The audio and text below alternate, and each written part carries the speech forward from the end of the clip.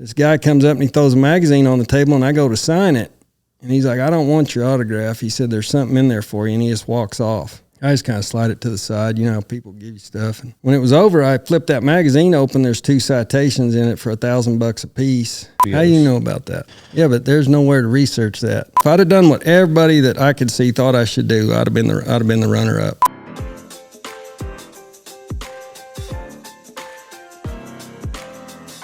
Good morning, Winnebago. It's Rodeo Time Podcast, and we've got a very special guest, Rodeo's finest and guest, Mr. Ty Murray. Hey, me and this guy go way back, all right? We've been going together down to the road to rodeos since before the war. Which war? All of them. Ty Murray is a 7-time all-around world champion. He's won the world twice in the bull riding. So he's got 9 world titles, an incredible story, and we get to hear it all. Hey, go to ranchfuel.com and use code DALE for 15% off. They're also offering 30% off. So stackable codes, you've got 45% off if you use code DALE on ranchfuel.com. Let's hear about Ty's story, old son. Well, what have you been up to lately? Raising kids. I got a almost 6-year-old daughter, and I got a son that just turned 13, and that's kind of what we do. And then we have a lot of fun, around that, but raising kids, that's a full-time gig. Yes, sir. And feels like an important one, So. They go up to, you said that you spend a lot of time in Colorado in the summertime. What, take the whole family with you, I'm assuming? Oh, yeah. Yeah, we bought a house just outside of Crested Butte about, I don't know, maybe like 4 years ago, and we usually spend, definitely all of July and most of August and maybe some part of June up there. We like to be there in the summer. We'll probably go ski a little bit when little Miss gets a little bit older, but we took her last year. We took her and put her in ski lessons, and the second day the wind was literally blowing 80 miles an hour, and the ice crystals, it just felt like you were getting sandblasted. And Paige said, we better go back and, check on her. Well, we get back, and all the kids are in the clubhouse there drinking hot cocoa. But little Miss was the only one still out there skiing, and her teacher said, I tried to get her to come in, but she wouldn't. She didn't want to give it up. No, she didn't want to give it up. She had too much of Ty in her. What were you like at that age? Well, I don't I don't know if I know the answer to that, really. I think you have a view of things when you're a little kid, and then, you have a different view when you're an adult. But I know that I had a one-track mind for riding bulls and bucking horses as far back as I can remember. And, like my mom said, I'd always ride the arm of the couch, or she had a sewing machine with a cover, and I'd get on that, it had like a handle on top, and I'd get on that and ride that. And I don't even really remember that, but that's what I've always been told. And I know that I know that I've wanted to what I went for in the sport of rodeo. I wanted that as long as I can remember. Before, it's like walking. I don't remember the day I thought of it or came up with it. It's just all I can remember. Do you remember what maybe helped keep the dream going? Like what was it was there a certain individual or a certain rodeo that inspired it? Well, it was definitely inspired by Larry Mahan. And, when I was a little boy, he was no question the king, still is in my book. Anything you looked at, back then it was hard to follow rodeo, still is to a degree, but back then it was really, really hard. Yes, sir. And so any magazine you found or something, there was always, Larry Mahan in there. Or anything you did see, if you ever came across something that did have to do with rodeo, you'd see Larry Mahan. And so I thought he was like a superhero.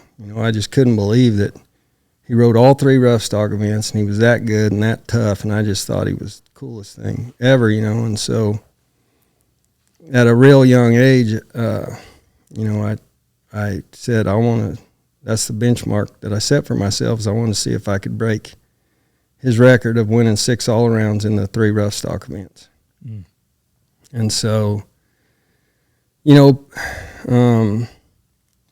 hard to say what keeps you driven, because I'm sure part of it was him and his record. Part of it was I set that benchmark for myself.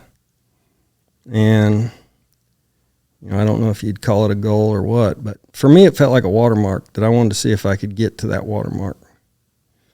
And I win 6 in a row real easy. No injuries, I just bang, bang, bang, clicked out 6 of them. And then I had a bull run me down the gate at Fort Worth and messed up my knee. And I talked to Tandy about it, Tandy Freeman, the doctor, and he said we can try rehabbing it. And so I rehabbed it for 2 months, and it felt good, felt strong. Wasn't really any pain. I went to a PBR we had. This is when we were first getting started out in California. And I got on this bull, and he turned back right in the gate to the right, and I reached down and, took a hold with my right foot and moved over there. And when I did, I felt my knee dislocate. Like I felt that if I didn't have skin, the bottom part of my leg would have fell on the ground. I felt the skin stretch. And I'm right in the middle of a bull ride. So, going with it best you can, the whistle blows, and I jump off on my hands and one knee and crawl out of the way. And that was so I'd torn my PCL at Fort Worth when that bull ran me down the gate. And on that ride, it tore the rest of the way. Wow. And so, that's a 9-month surgery. And so, that was in 95. I spent all of 95 hurt. And that's right around the time you got the ranch, yep, correct? That's the exact same time. Dang. Yeah. And so, I think I was 25 at the time. And so, I rehabbed my knee like crazy. And, I was in the gym every day. And I came back in, I guess, 96. And, I dislocated my shoulder. And so there went another year. I had surgery on it, and there went another year. I'm a slow learner. I came back in 97, dislocated the other shoulder. Golly. And so that was 3 years. The first 3 years that I bought the ranch, I spent injured. Wow. And that'll motivate you too. Yes, sir. But as far as like my goal of winning 7 all-arounds, that was set in stone from the time I was a little kid. We got a paper around here that my mom saved. I don't know where it's at right now, but it said, it was like a 5th grade paper. It said, if you could do anything in your life, what would it be? And I said, I want to break Larry Mahan's record. Yeah. So being a slow learner, I realized at that point that I'd ridden my whole life. I started getting on calves when I was 2, and we were always at it. We never took any time off. And I finally realized that was the first time in my life that I wasn't in riding shape. I was rehabbing my knees, but the rest of me, I was still in shape, but not riding shape. Right. And so then I enlisted the help of a guy that he actually lived here, but he was a 4-time national champion in a form of martial arts. And I'd always trained. Since 7th grade, I'd trained. But I hired this guy to train me, and he was legit. I threw up every day for 2.5 weeks for the first, when we started, just every day. He was the type of guy, he was real intense. Like he had little, taught kids, in summertime, he got mad because they were kind of slacking, not putting out effort and all this stuff. And this guy's very serious, and he's very serious about being the very best.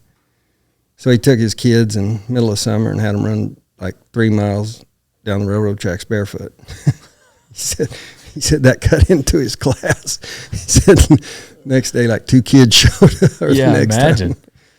He was that kind of guy, and he's just really intense, and it was exactly what I needed. And I trained with him. We'd train anywhere from 2 to 3 hours a day every day for And then I came back in 98 and I was in monster shape. You know, like we were doing 2,000 sit-ups a day and stuff like that. You know, everything was How did you feel about those 3 injuries? Were they They felt good. You know, when I came back, my knees felt good. You know, and then I hurt my shoulder. And then I come back, that shoulder feels good, and I hurt the other shoulder. So, you know, you get, you know, I remember thinking at the time, you know, everybody's, how you feel? How you feel? You know, it's like, I feel good. But last time I felt good too. And I was hurt again before the ink dried, you know. Yep.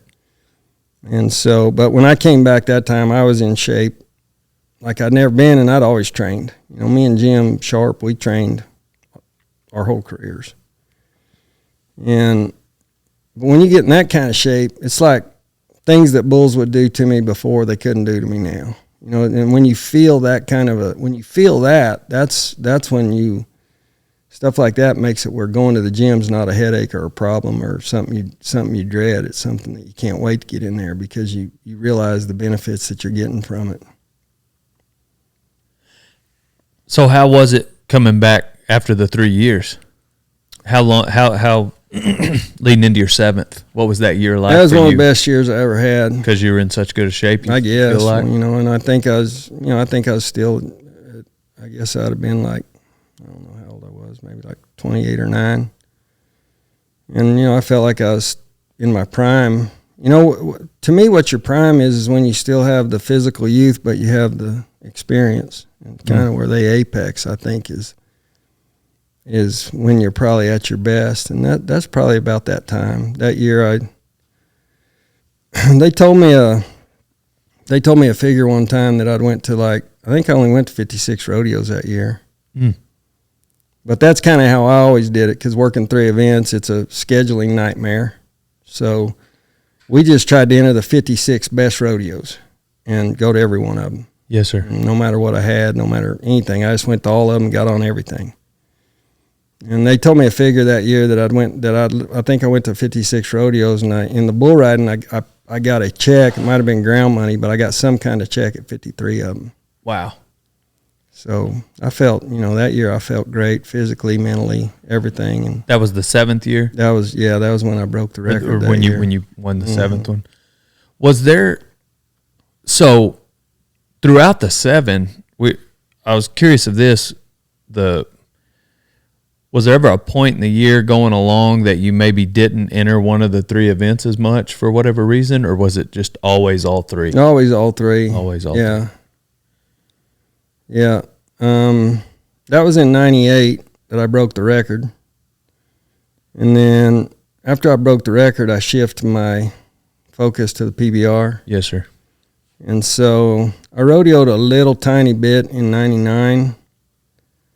And I went very little, and I was having trouble with my elbow that year. And so I was turning out most of my bulls and bareback horses at rodeos. I was getting on broncs, and I only went to the finals that year in the bronc riding, but it was just kind of it was real secondary, you know, yes, for sir. me that year. And then that was the NFR that year. That was the last rodeo I ever went to. You know, it's thinking about the 3 events, bears, broncs, and bulls. It's, to maybe a spectator, they're all so similar, but they are so different. Very. What was your mentality like for you personally? What did it mean mentally to get on a bareback horse, and then to get on a bronc, and then to get on a bull? Like, was there one of them that was? How were they different for you? Well, as far as the mechanics, they're very different. I would say bronc riding and bull riding are the most similar. You know, and then bareback riding is an abomination of riding. You know, I mean, it's learning how to have a very controlled, very straight, even-footed hang-up is kind of what, you know, bareback riding's evolved into. But I loved all 3 of the events, and their differences to me, you know, I'm with you. I think the layman's eye thinks they're the same. You know, it'd be like saying baseball, football, and basketball are the same because they're all played with a ball. You right. know, they're really not that much the same at all. And I liked I liked all three. My mom always said I like bull riding the best, and maybe she's right. I don't know. Because I think when you're a little kid, I think that it just seems so heroic or something. I don't know. But I felt like I liked all three, and I always tell everybody I liked my favorite one that day was whichever one I had the best one drawed in, and I think that was important to being able to be successful in all three. I think if you love bull riding and ride broncs on the side, I think it shows up. I think everything starts with love and passion. Like if you don't have the love and the passion, then you might even be decent at it, but I don't think you're going to be great at something that you're just not, if you're not ate up with it. Yes, sir. And I was ate up with all three, like completely ate up with all three. And growing up, I did every event. I did every event they've ever thought of at some point or another, from the keyhole to the flag race to the, barrel race, goat tying, you name it, team roping, calf roping, bulldog. And like in college, I went to the college finals in every event. Wow. But I liked roping and I loved riding, and it would be almost impossible to do every event as a professional because of the logistics, and it's, like when you're an all-around hand doing three events like me or Trevor or something like that, you're at a disadvantage. Yes, sir. Is the funny thing. Because you're competing against guys that are entering 130 rodeos, and they're going where they got the best one, and they're, and we have trouble going to one rodeo. Just the way you get drawn up and the way you get split up, and it's just a mess. It's the logistics of it are what hold a guy back more than the ability to maybe compete at more than. Yes, sir. One event or several events. And then the odds of you drawing three good, drawing at the top of the pin in all three events in one night are pretty, can be against you too. Well, I always thought I had better odds because I had three chances. Three chances of getting a good one. And really, I tell a lot of people this, but a lot of times I'd get on a horse that they ain't been on in 2 years. Because everybody turned him out, and I'd get on him because I was there anyway. You were going to be there. I was going to be there. It didn't matter what I had. I was getting on them, and it's amazing how many times I'd win on them horses just because they were so fresh. Yes, sir. They've just been eating grain for 2 years. Yeah, and like helping Rocker, he'll call me and say, "This horse, they turn him out everywhere." I'm like, "Get on him." He never wants to, yes, but. Sometimes you can, if you don't have somewhere else to be, you're a cowboy for a living, Right. There ain't no sense in sitting in the hotel room. Yes, sir. If you got to be there anyway. I was, early on running around with Jacobs Crawley, he was talked about trying to find a way to win on horses that people didn't like getting on.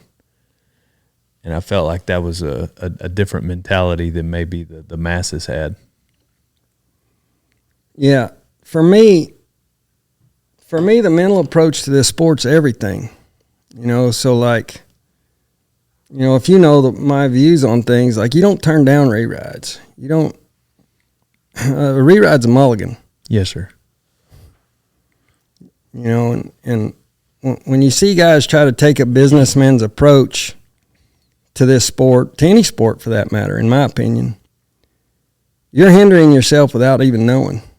You're subconsciously hindering yourself without even knowing, because you're in a game that you're against. The odds are against you every time, and so you've got to somehow trick your brain into thinking that the odds are in your favor every time, and that you can ride anything, and that you can win on anything, and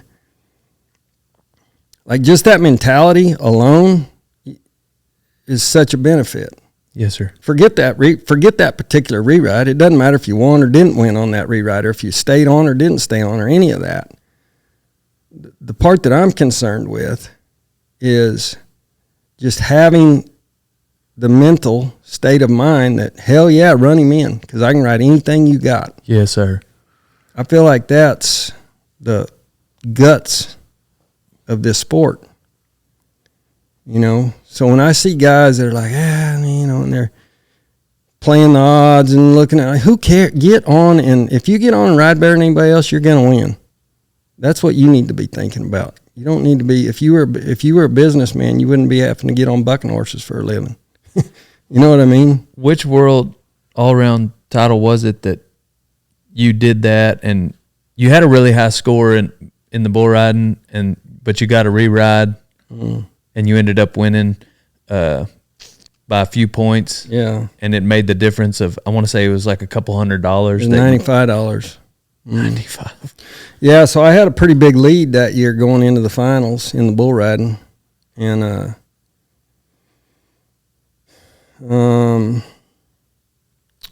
And like it was like the fifth round, I think they had the rank pin out, or like the TV pin. TV pin. And the bull that I had, I was 92 that year on him at Nampa, and I was really glad to have him. So I mean, I was like, if I could have picked one, that'd have been the one I picked. And he jumped out there and he fell down, and he got up and he still bucked like he always did. But he'd just fallen down, and he jumped back up and turned back to right, and I mean bucked. And I was the last guy to go. And so I stepped off, and they said, you know, 81 or whatever with a rewrite option or whatever it was. I don't remember. I don't even remember what year it was. I'd have to look back, you know. But anyways, I said, yeah, bring him. And it was so bad that all the guys on the back of the chutes were saying, Ty, you got fourth one. Even the judges they're like, Ty, you got fourth one. I was like, I didn't come here to win fourth. Run me another one in. And that, you know, the guys I traveled with, that's how we did it. Like, we didn't, you know, it was we ride bulls for a living, we ride bucking horse for a living, and we want to win. We're gonna win. And so they ran in the re-ride bull was a bull, I think Calgary's, or one of those Canadian bulls. They called him Edward Scissorhands. I'd never been on him, but I knew he was a good bull. And I ended up winning second in the round instead of fourth. And that year I won $95. Or I win the championship by $95. If I wouldn't have took that re-ride, if I'd have done what everybody that I could see thought I should do, I'd have been the runner up. And wow. But you know, going back to my point about having the mental attitude that you can ride anything, you want to get on everything, you don't care. You're a bull rider, you're a bull twister for a living. Run them in. Like take that example away where it won me a world championship, because there's lots of examples where guys take the re-ride and lose. But to me, it's still so important to figure out a way to convince yourself that you have the confidence to get on anything in the world, anytime, any day, you know what I mean? Like, having that spirit that's the most important part.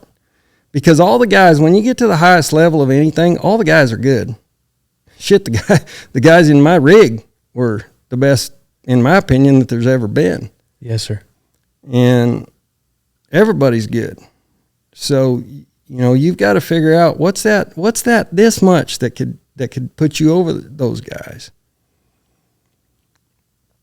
And for me, you know, I feel like our whole crew had that mentality, and that was a great thing. I got to get in with, you know, I got in with Cody Lambert, Jim Sharp, Lane Frost, Tuff Hedeman my rookie year. You know, first rattle out of the box, I was traveling with the best guys that have ever done this sport.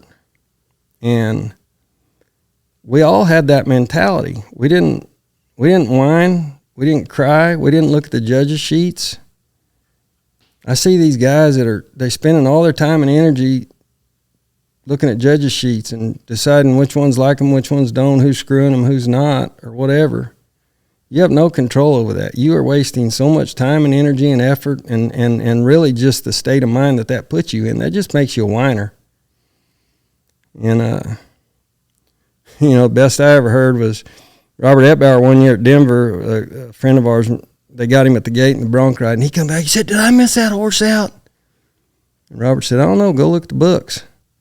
You know, and that Didn't matter if you missed him out or not, and that's all those things, like whining, complaining, making excuses. Like when I hear a guy say that bull's a hunk of shit, he just bucked you off. So you can't say that.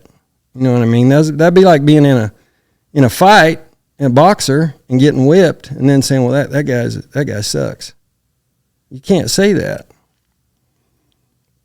That's a slippery slope, that whole thing of, turning down re-rides, whining about the judges, whining about the draw, any complaining, whining, bitching. You're spending all your effort and thought on stuff that's you have no control of, and it's not helping you. And so, we always used to say that that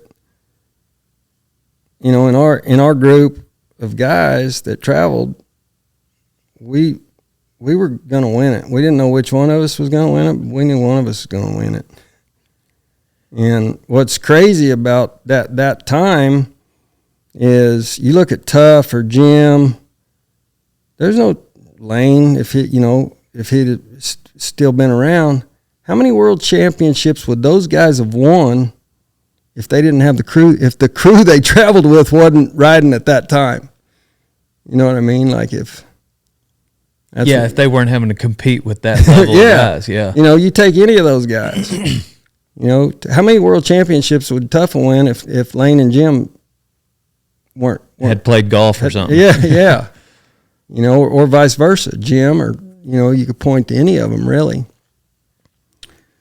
Did you guys know that you were kind of right now? I watched Lonesome Dove, and I wonder if they knew they were making such a classic. And I wonder, your rookie year when you were in that rig, did you guys realize how much of history you were writing? I don't know that you look at it. I don't know if any of us really looked at it like that. We were just young guys that were had a chance to make a living doing what we loved. And it's like you just feel like the luckiest person in the world. It's like I get to travel around like a rock star with my best buddies, chicks everywhere, money for free, and do the one thing that is my favorite thing to do. And so I think that's probably, you have a different perspective throughout your life. I remember like when I first came around, I was a rookie. I thought like Tough and Cody and Jim, I thought those guys were the meanest of men, Yes, sir. And now I look at guys that are 20 years old riding bulls, and they look like little kids to me. You know what I mean? So, yes, sir. And I know there was somebody looking at those guys like they were just punk kids. So it's hard to say with the way your perspective changed throughout life. But when I look back, and maybe every generation says this, I don't feel like there's ever been a van load that's any better than what that group was. I feel like I was real lucky to come around at that time and be able to not just travel with those guys, but be able to compete against those guys, because they make you rise up. I remember one year this bull hipped himself at Tucson, and he's a ranked bull. He's one of Benny's best bulls, and he blowed out there and hipped himself and tipped me into my hand, bucked me off right there. And I stood up, and I was so mad. And Jim and Lane they'd already rode their bulls, and they were just standing by my chute, and they were going slapping their leg, pointing at me, laughing, and that's the heart of what I'm talking about. Like you're an idiot, and I think that when I see guys that go, the bull hipped himself, who gives a shit that bull hipped himself, or whatever. Yeah. You're just looking for an excuse why you got beat. And so I think that's so powerful, and I try to impart that to younger guys, and I think it feels like a lot of them don't feel like it's as important as I feel like it is. Do you remember times, and I'm definitely not asking for names, but when people maybe came around y'all's crew that didn't have that mentality, like I'm sure they were weeded out. Oh yeah, real quick. We didn't even talk to them. Yeah. You know, like I don't want to sound like I'm not trying to, you know, it wasn't about being stuck up or thinking I'm better than somebody, but those guys were cancer to me. You know, every time I walked into a locker room or behind the chutes, I looked for the guy that I had the most respect for, and I put my bag by him. And when I looked for somebody to pull my rope, I looked for somebody that I had respect for. And I didn't even watch. Like, I'd watch our guys, but a lot of the guys I wouldn't watch, especially if they were just kind of some mediocre, half-hearted deal. I didn't even watch them. I didn't even like to watch them. I feel like that's a cancer that seeps in slowly. I wanted to see guys, and it doesn't matter if they even made the whistle, but I want to see guys that laid it all out there every single time. And if you don't, you have to train your brain to be a bull rider. Nobody other than Jim Sharp, I don't know anybody that's just born with the right brain, because it's scary as hell. I was scared every time. You know, it's car crash scary. It's seriously dangerous every single time. They can hurt you. You know, 2,000-pound bull can kill you on accident. And so, you know, learning how to trick your brain is part of that game. You know, learning how to find that supreme confidence, and learning how to feel like can do anything. You can ride anything. You're the toughest, you know, you're the toughest human being on the planet. Like, that's something that you got to figure out. And there's no way to teach that, because everybody's brain works different. But you've got to figure it out one way or another. You know, how to have that mentality. Like when J.B. Mooney first came around, me and Justin McBride pounded that into him when he was, you know, like when I'm talking about when he first showed up. Because we saw his ability. You know, we knew he was going to be pretty good. But that was the deciding factor. And me and Justin beat that into him so hard that he'd pick Bushwhacker 10 times in a row. Yeah. You know, and that's, to me, JB's living proof of my theory. Yeah. You know, like having that attitude of, I want the rankest one every single time. If there's the rankest one, that's the one I want every single time. And no whining, no making excuses, none of that stuff. Ask JB if me and McBride, we made sure we got it in him to the core. And then to watch it in action was phenomenal. You know, it was just so inspiring to watch that. And when I see those half-hearted whining, you know, guys, I always wonder what they think when they watch him. You know, like, there's the roadmap how to do it. Yeah. Right there. Do that. That's the roadmap. And so,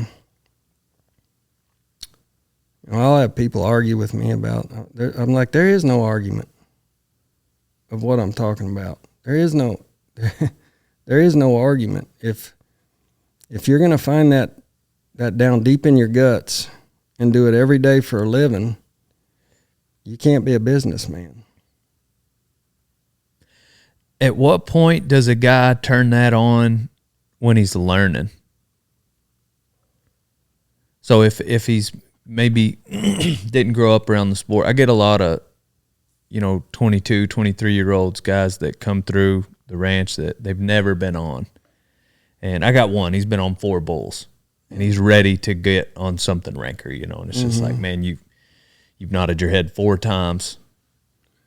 At what point, you know, do you hold back that hunger a little bit in the beginning? That's a good question. You know, it's like, you know, I've gotten into riding dirt bikes on single track. I love it. You know, it's challenging and it's hard and it's a great workout and it takes focus and balance and counter movement. And I wanted to go fast, but you can't go fast until you're ready to go fast. You know what I mean? It doesn't matter how hard you try to go fast. You've got to just develop your skills. And then when your skills are developed, then it's easy to go fast. Mm-hmm. You know what I mean? So it's So that's a good question. It's an interesting question. And to tell you the truth, I started when I was 2 years old. Right. You know, when I was 9, I felt like I was state champion or whatever. I felt like I was great. You know, and I had parents that were telling me I was great. They were trying to rewrite the rules because you were so good in high school. How you know about that? In them junior rodeos. How you know about that? Just doing my research. Yeah, but there's nowhere to research that. We'd like to thank our sponsors, Rock and Roll Denim, for slapping some pants on us for this podcast, as well as American Hats. Hey, pull it down, old son. We've got Total Feeds, powering Boone, and then we've got Mountain Ops Supplements. If you'd like some protein, some Ignite, use code Kevin for 20% off. Last but not least, Can-Am side-by-sides. You know, Kid Rock says that he purchased a Can-Am because he wanted to get a side-by-side that he didn't have to work on so much. Get yourself a Can-Am Defender, old son. Let's hear more from Ty. Didn't they everybody was mad you were doing so good? Yeah, there was things that we'd run into. You know, I remember a good friend of mine that I grew up with, a guy named Denton Payne. He ended up going to finals quite a few times in the rope, and there was a lot of good cowboys from Arizona where I grew up. I remember we were at they'd have like meetings at the junior rodeos, and they're always trying to change rules for the all-around. You know, like one year they tried to make it where the 13 to 15-year-olds still stayed riding steers, or you had to pick, before the rodeo started, you had to pick the 2 events you were going to count for the all-around, or, you know, they was coming up with stuff like that all the time. And I'll never forget, Denton Payne's dad stood up and he said, if you guys want to beat Ty so bad, why don't you go home and practice? And so, you know, I just wanted to crawl under the table, you know, when he said that. But I'm wondering how you heard that. Paige told me. Did she? Yeah. Yeah. We were talking about back in the day, just the early days of your success.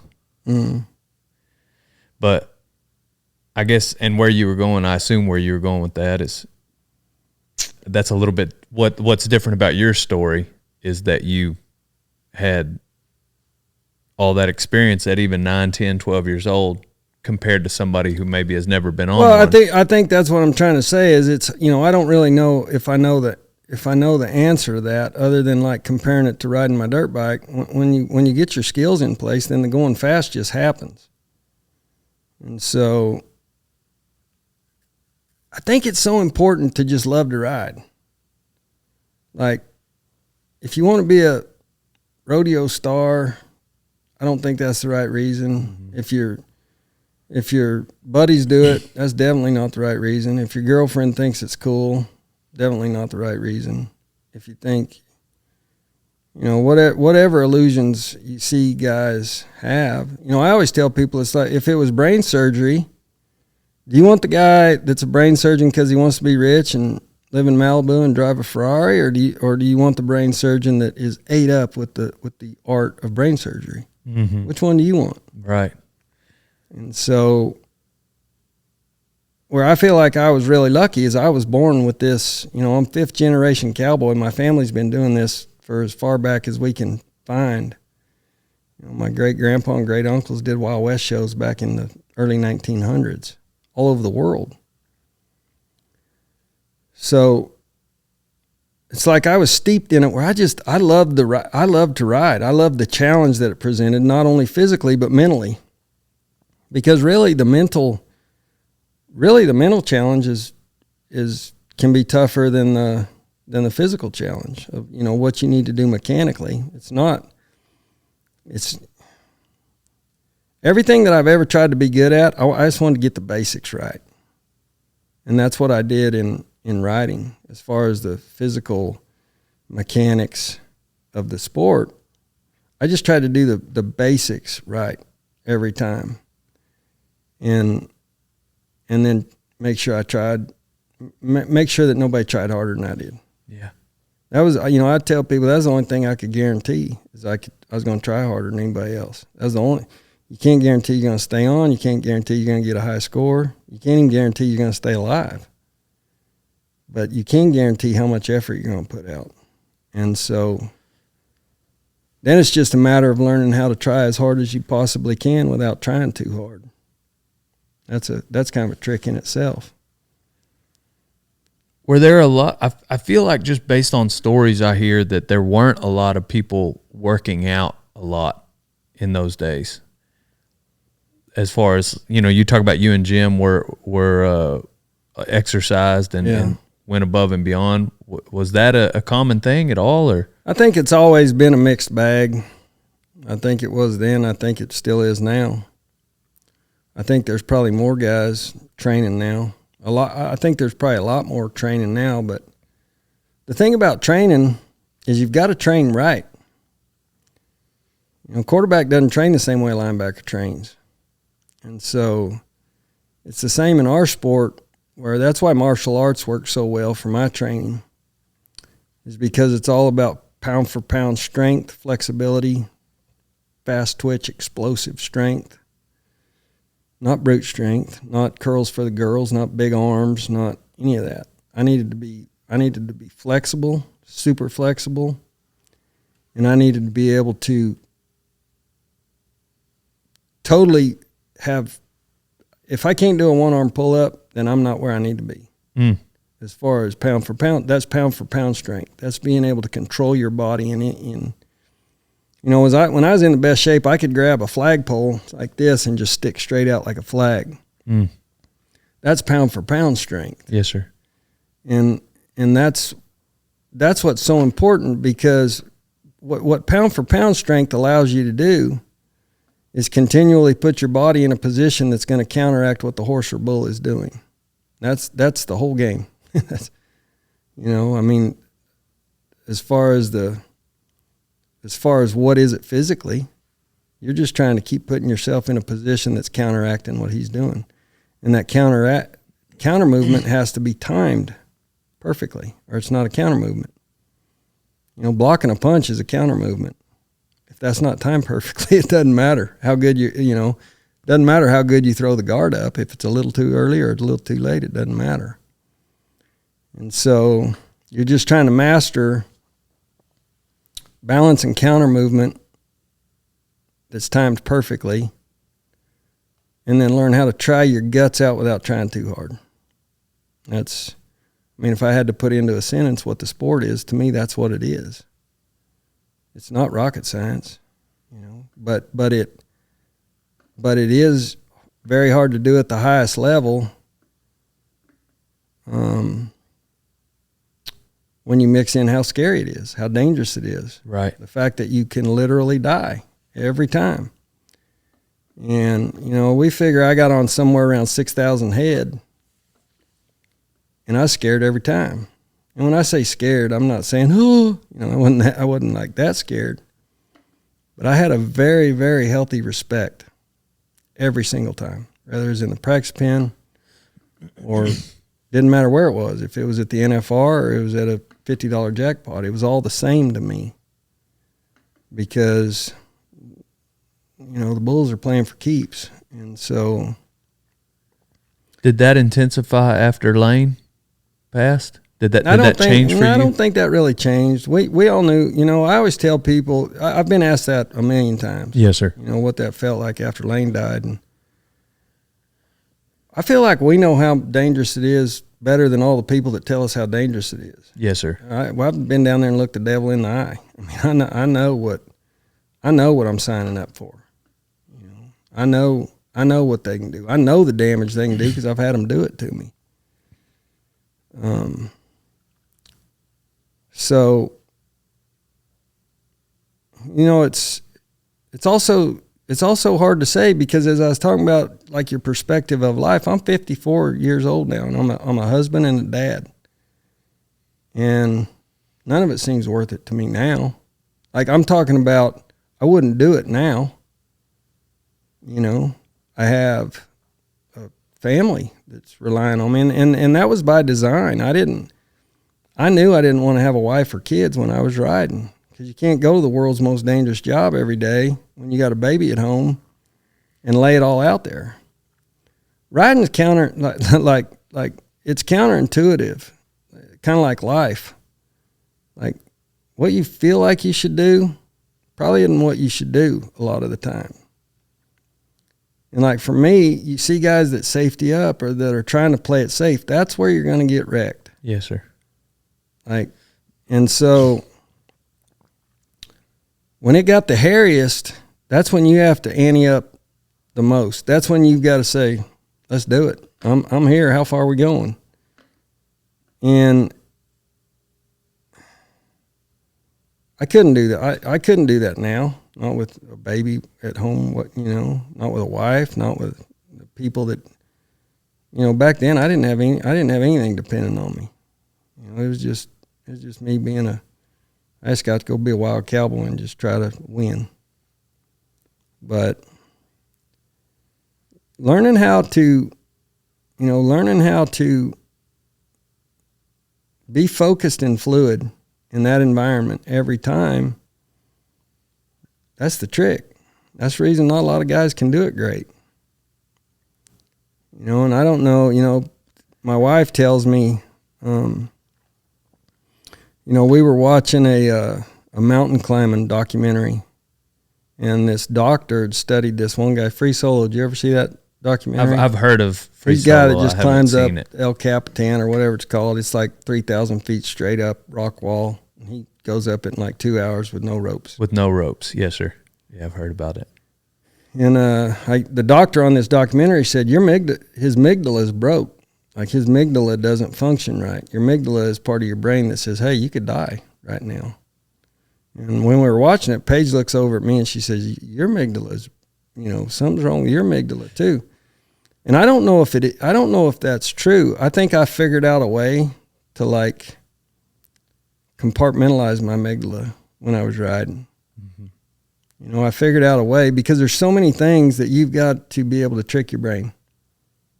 A lot of different ways. On the confidence, on the toughness, on the blocking pain out, blocking fear out, blocking, Jim was just 92. I got to be 93.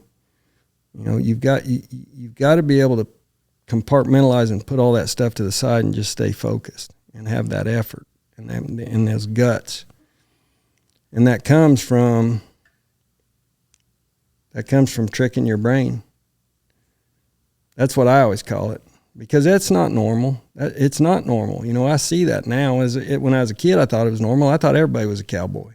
Mm-hmm. But I see now that it's not normal to be able to stay in a calm, focused, fluid place on a rank-ass bull with, baseball bat horns. That's not a normal, natural thing for most men. I think you've got to learn how to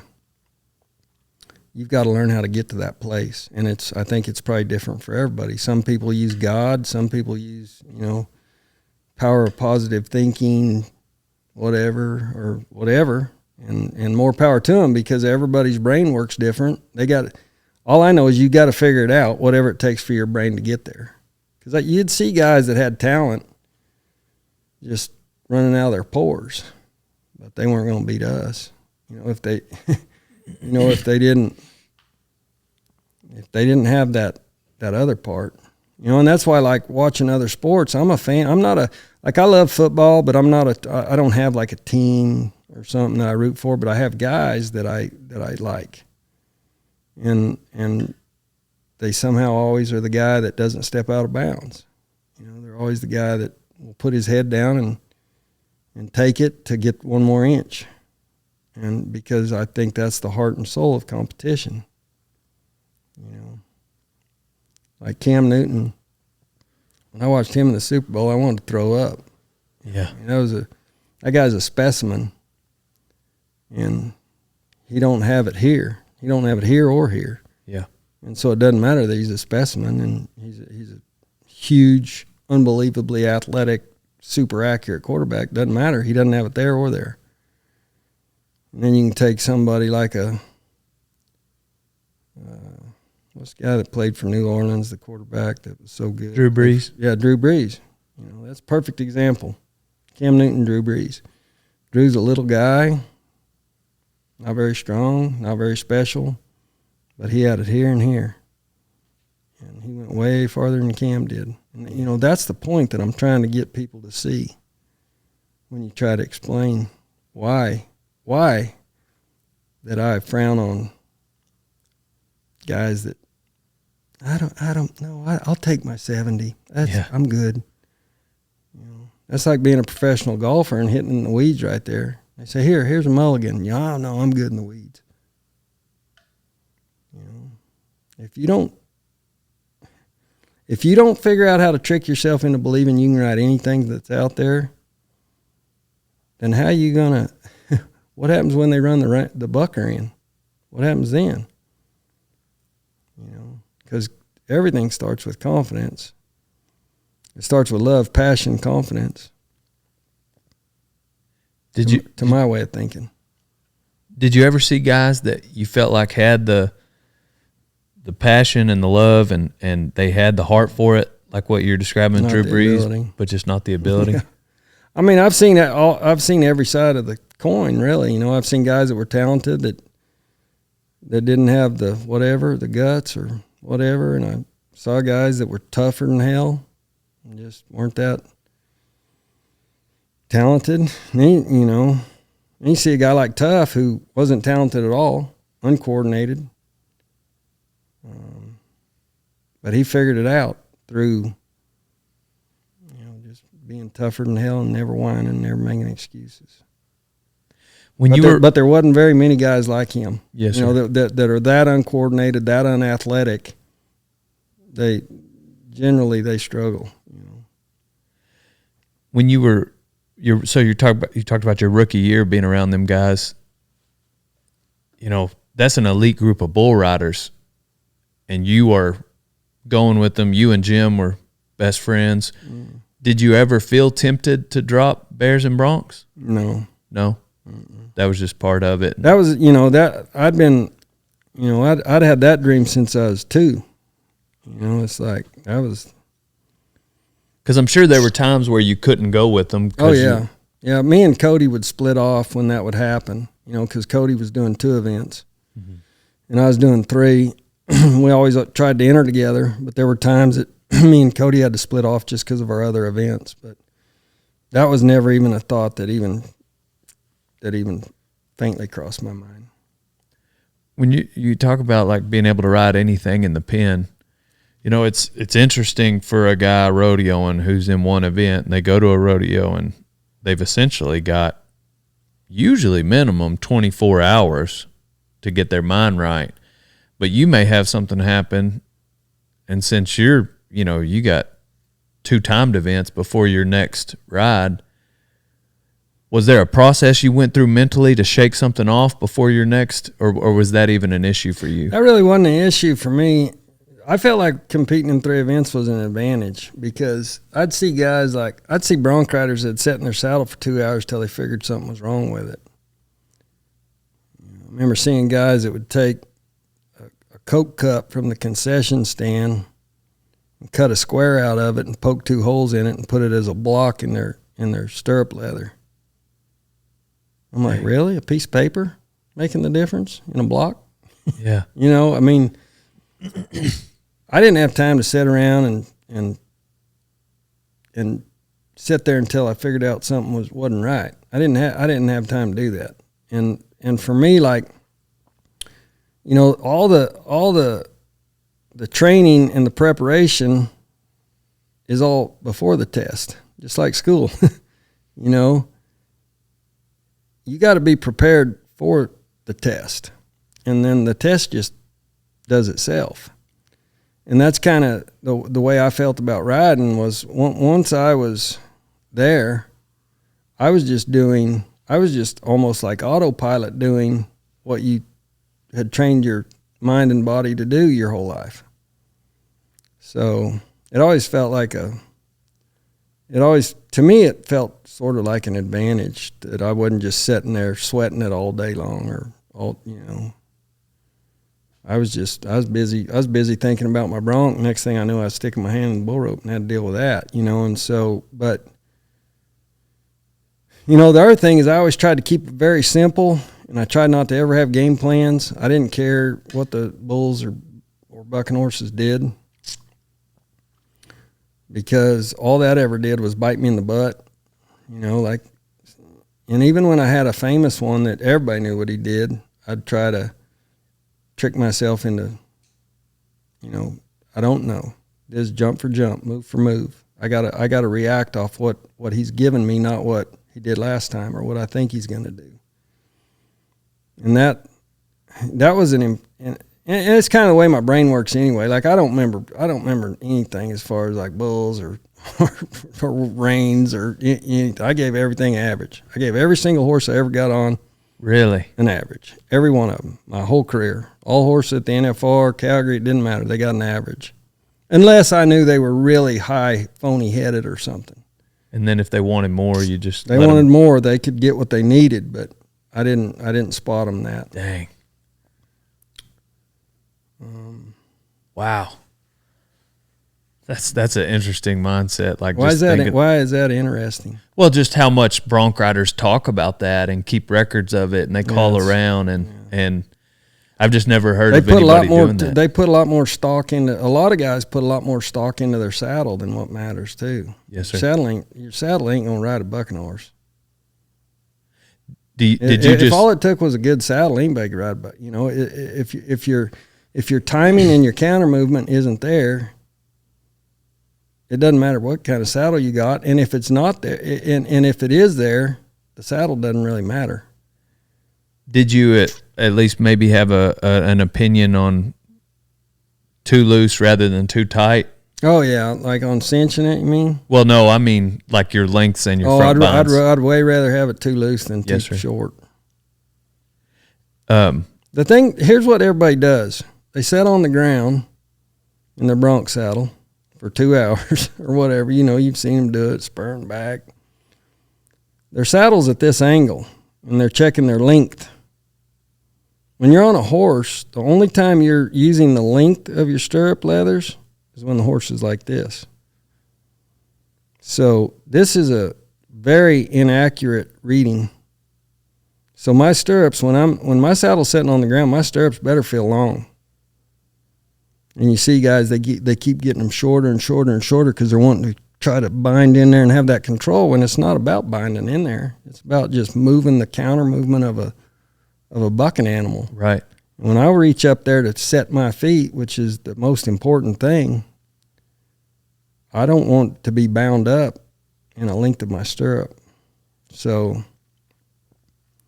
you'd almost be better off if you were going to check your length to throw your saddle down on a steep hill. Yes, sir. To where all that weight's transferring down to that stirrup. So getting on 3 head on a big weekend is taxing, but getting on 3 head every night for 10 nights, I mean, that has to take a toll. 30 animals at the NFR. It really didn't. And that's another thing that people always say, I don't know how you did that. That's what I did all year. That's what I did. I did it my whole life. So it's like somebody that runs 10 miles every day. It's not a big deal to them. If I try to go run 10 miles, I'm going to croak. But they do it every day. And so their mind and their body's used to it. And like the NFR, for me, it was almost even easier at the NFR because you wasn't getting on stuff that clattered and banged. You're getting on stuff that had rhythm and timing and would jump and kick. And those animals are doing all the things that you want them to do. And it's like it was almost easier to stay sound there than anywhere else because you were getting on the pros that knew what they were doing and understood the game. And really I would generally get sore. I'd get a little bit sore. Like I'd start to feel it a little bit the second round. By the third round, I was pretty sore. By the fourth round, I was not that sore. And by the fifth round, I was ready. I could have done 30 nights, 40 nights. And it was all the same at that point. And the only reason I'd get sore like in round 2 and 3 is because I'd taken all of November off. November off. And I did that all the time. It ain't like I practiced every day in November. Really? I wasn't gonna, I knew what to do. Yes, sir. That didn't bother you to take that month off? That didn't bother me to take that month off. And the only place it showed up was you would be a tiny bit sore second round, maybe third. But by the fourth, you was ready to go. Yeah. Man. Was there a time when towards the end of the year, as you're making it to the NFR in 2 events, that you just quit entering the third one to finish off the year? You just kept hammering. Yeah, kept going all 3. I entered all 3 everywhere I went. Yes, sir. Unless like I said, like in '99 when my elbow's hurting bad, and mainly I was going to these rodeos, but I'm just trying to preserve myself for the PBRs that I was focusing on at that time. And so, that'd be an instant where I'd just get on my bronc because I could change hands in the bronc riding, or whatever. And then it wasn't a strain or anything on my elbow or something like that. But other than that, I wanted to get on 3 everywhere I went. That was what I did, Watching Trevor come along, and as he approached, your accomplishments, I really liked the respect and the way that you two addressed each other, and watching it on TV and seeing the camera on you in the stands, the respect you two had as cowboys. Like, I feel like Trevor, I've always thought of him as a really humble guy, and that was neat to watch. I think deep down it's just like when you're like, oh yeah, this is about to happen, and you just think, man, he's gonna be upset, and then to hear you guys talk, you've always had. I don't know. Yeah, I don't think I've really ever understood why somebody would get upset when their records broke.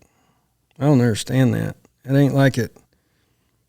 Say whatever the record be, like the Miami Dolphins or whatever that year, they had a perfect season or something, and I remember those guys getting all up in arms about one. I forget, maybe the Patriots or something was about to break their record or could have or something like that, and these guys were all upset, and I didn't understand that because it doesn't diminish how great 72 Dolphins or whatever it was. It doesn't diminish how great that was. Yes, sir. It ain't like, you guys suck. What I mean? Like, to watch Trevor, I feel like we got to see something that nobody may ever see again. We got to see greatness. We got to see Michael Jordan. We got to see, and he's kind of the epitome of everything I talk about as far as he loved it. Yes, he loved to practice. He loved to work at it. He loved to make the horses. He did it for the purest of reasons. Trevor, he wasn't trying to be some famous guy or anything like that. He just loved it and loved to compete and loved to work at it. And I mean, that feels like being able to witness that. That feels like being like to talk to kids now. I watched Michael Jordan play. I got to see that. And that's how it feels to me. Like when you look at Stetson or Trevor or those guys you better be thankful you're getting to watch those guys. And if those guys go for my record, I'm honored. That's the same way that Mahan inspired me. I hope I inspire somebody. And it doesn't matter if they win more or less. It doesn't really change what my career was. My career was what it was. I mean, I went out and I did the benchmarks that I wanted to try to reach, and then I was done. And after I broke Mahan's record, I didn't care about rodeoing anymore. Really? It was this light switch kind of moment? Yeah, it was just, that's what I made it to the finish line. Why do I need to stay out there? My goal wasn't ever, I want to see if I can rodeo longer than anybody ever did. Once I reached that 7th all-around, I didn't care if I went to another rodeo, really.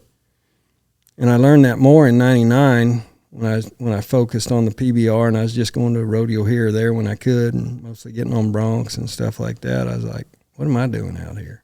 And that's why in '99 when I rode my 10th bronc in '99, that's the last rodeo I ever went to. Dang. Now it seems like Stetson's taking the torch as far as the all around. Man, he's impressive. Very, very impressive, and he just keeps getting better. And all the things that we've talked about today, tell me that don't line up with Stetson. You bet. He don't whine, he don't cry, he don't make excuses. You know, I don't remember what year it was. It seems like it was maybe a year or two ago. He got a reride at the NFR. Of course, they do it after the rodeo. It's like, oh, Tom Brady, you know. Yeah. Wait till the stands We won't are have that empty. on TV or where anybody can see it. Yeah. And I stayed, till after the rodeo, and it was awesome. Yeah. Didn't matter to him. He didn't care if the building was empty. And it wasn't no thinking about, should I take my reride? He's like, run him in. Right. He stuck it on that one too, and these are the things that I'm talking about, that it's like, this ain't Ty's opinion.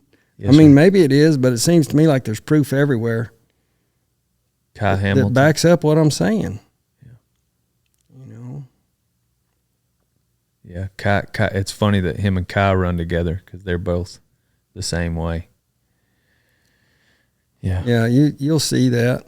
See how guys, I mean, it's a rare thing to see a guy that's great, like a Stetson, that rodeos with a whiner or a baby, or a guy that's trying to make excuses or bitching about the judges or bitching about anything.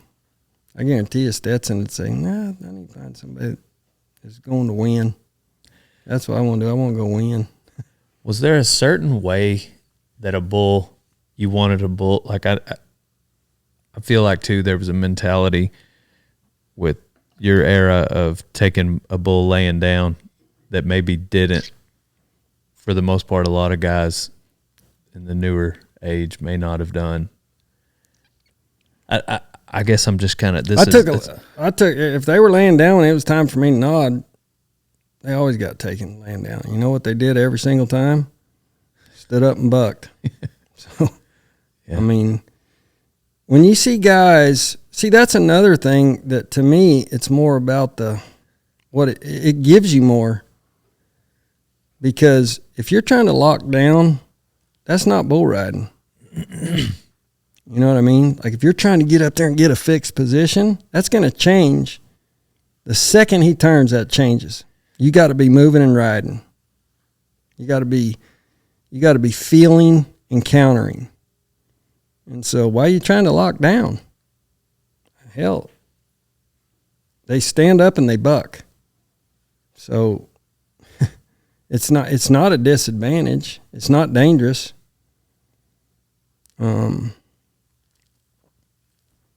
If I could get close to my rope, I nodded because I knew that the minute that gate cracked, I had to start moving anyway. And so when you know it's something that you're always going to have a loose hold of, just start with a loose hold, because that's the way it needs to operate. You're not getting in a locked position and going to hold it for 8 seconds. Yes, sir. And I mean, that's especially true for bears and broncs. There's the movement that you have to make the ride. So I guess that could maybe help you want to have movement whenever you're riding bulls, being in all three in one night. Like you're used to moving around on an animal. Yeah. You're not going to just lock down. Yeah, it's called riding, not sitting. It's not like knowing that when you nod that you need to start moving. That's just even that trying to get things perfect. It's like you're hindering yourself, because even if it's in your subconscious, if you're trying to get up there and get everything perfect and really get in position, that's a lockdown mentality. That doesn't work. Not on the rank ones. It might work at a little amateur deal, flat spinner or something like that. But when you're on the buckers, that you ain't holding a position. Yes, sir. I think, in my opinion, great bull riders from every era would be great in this era. As the bulls have changed, would there be anything fundamentally that would have changed for those? If 19-year-old Ty back then was 18, 19, and 2024. Is there a way that you might have to approach the game differently, in your opinion? No. I mean, the basics are still the basics. And, the guys now, they get to live what we dreamed. The first year we had our PBR finals in Vegas at the MGM. Cody was our livestock director, and he was picking the bulls to bring. And he called this stock contractor and he said, I want this bull, and this bull. And that guy said, well, what about this bull, and this bull? And Cody said, if you can't be 80 points on them, we don't want them. And this was back then. And back then, 80 was higher than, at that time, 80 was pretty high score. And that guy laughed at Cody. He said, that'll never happen. Well, now it's almost like that got moved up to 90. If you can't be 90 on them, they don't come. Yeah. And that's our dream was, there was a lot of times I'd be at Cheyenne standing over my bull that I knew I was going to be 68 on, or, that was what everything pointed to. And there'd be a kid next to me that never been anywhere that's got the best one out. He ain't going to ride him. And so like that, like I won all around at Cheyenne one time. You had to be very lucky, at that rodeo when I was going. I don't even really know now, but, it was such a drawing contest that, one of our, when we started the PBR, we knew that we had to make it better for the fan. Like every other sport, that's your consumer. Every decision that I ever made was geared towards what's going to make this sport more followable and more watchable for a fan. And having everybody get on a good bull is one of those things. You don't want to go to NASCAR and watch one of them driving a NASCAR and the other one driving a station wagon. You know what I mean? Yes, sir. And so that was just a dream of ours that we were so committed to that we got to get, if we're going to have the very best guys, we got to have the very best bulls. And hell, there were times that, in the growth of the PBR, there were times that they'd buck everybody off. But we weren't gonna stray from having the best bulls. There were guys, there were bull ridings going on where they're like, yeah, just get ones that, that look good but are nice. We never did that. Yeah. We kept bringing the juice every time. And I feel like that's super important. Well, and it looks like it paid off. I mean, the way that the structure of the PBR and how the success of you guys selling it, and I mean, you guys essentially made the PBR what it is today. Did you see that coming? All it felt like to me was I had to pay $1,000 to start doing the things that we thought should be done. It never felt like an investment. It never felt like for me, the way it felt was if this thing folds up, I lost $1,000. Who cares? I can sneeze $1,000 at that time, So for me, I think looking back, I think that's part of the reason for its success is because when you watch somebody trying to build something or start something or go into business for themselves or whatever it is, there's so many times that you have to make a decision for what's going to get you paid right now. And it ain't always the best decision. We never did that, because to me it felt like we just make the right decision and it's either going to work or it ain't. If it doesn't work, I lost $1,000. Mm-hmm. That's how it felt to me. And it never even felt like an investment. Like it wasn't until Spire Capital come and offered to buy it and Randy come and talk to me about it. That was the very first time it being an investment or making some money from it. That was the first time it ever crossed my mind. Really? Swear to God. And how many years into it was it at that point? That was in what? I don't even remember what year that was. But that was many years. But the point is, you were just trying to do good by the sport. That's it. every day, every time. And I know that Cody Lambert was doing the same thing, and I know that Randy Bernard was doing the same thing. Was there tension when those? What was the tension like going to rodeos with some of the diehard rodeo? Oh, they hated it. They tried to. They still act like we don't exist, which is a shame, because I feel like they help each other, and I feel like that making bull riding more popular helps rodeo. Mm-hmm. I don't care what anybody says. I'll have that argument till I'm dead. Yeah, I agree. And that there was. I think most people thought we were going to fail. They wanted us to fail. They were pretty sure these young bull riders weren't going to be able to pull off this big business. Mm-hmm. None of us were businessmen. We just did the exact same thing we did riding bulls. Mm-hmm. Yeah. We just kept trying. And the first year we were having our finals, we were $250,000 apart with the MGM. And we were sitting down with their executives. We were going back and forth over this $250,000. And we finally told them, well, let's flip for it. And they decided to give us the $250,000 because they liked the spirit of wanting to flip for it. But something had to move.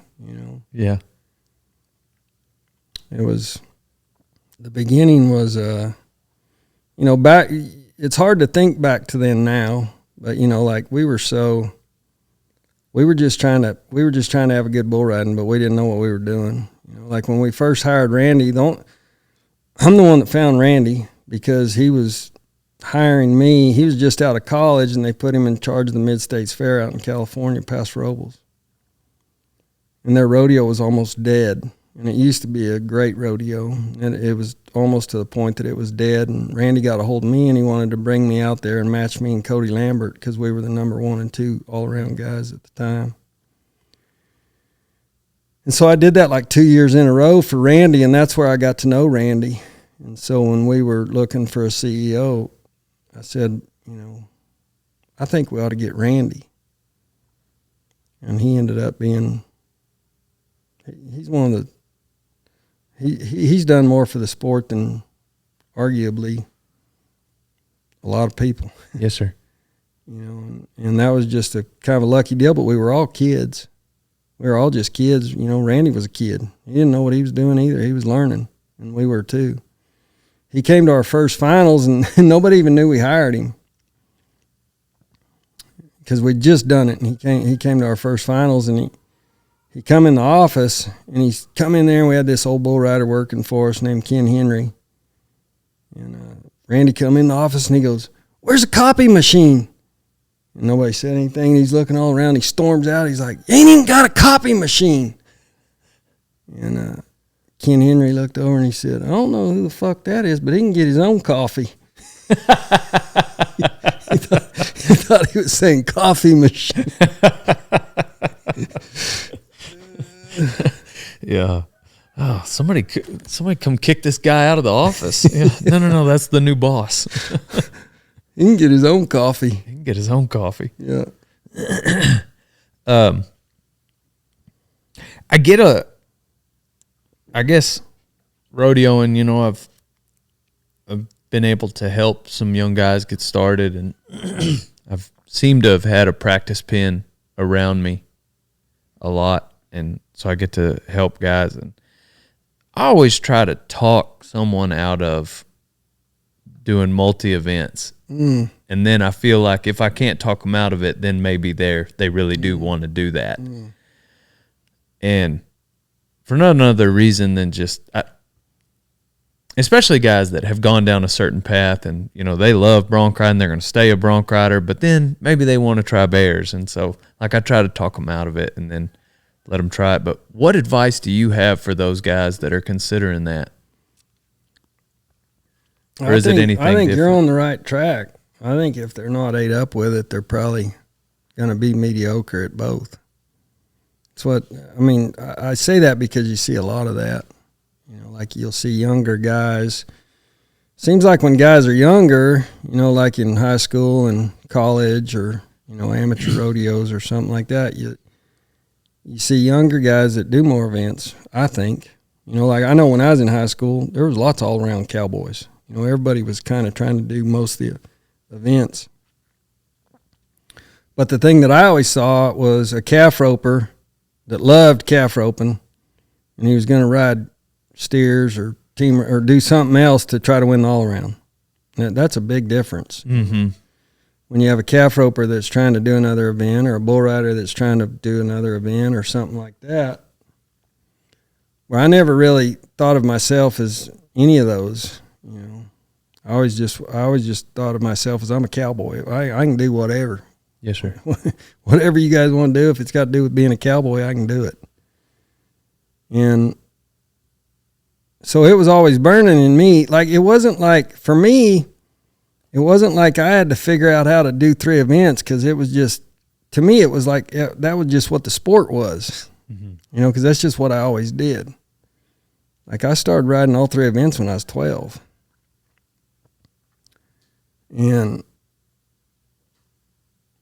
But I think you're on the right track of, if a guy's doing another event as like a second event, I don't think, especially in the rough stock, because there's such a high chance of getting hurt. Yes, sir. It's different if you're a calf roper that wants to team rope a little.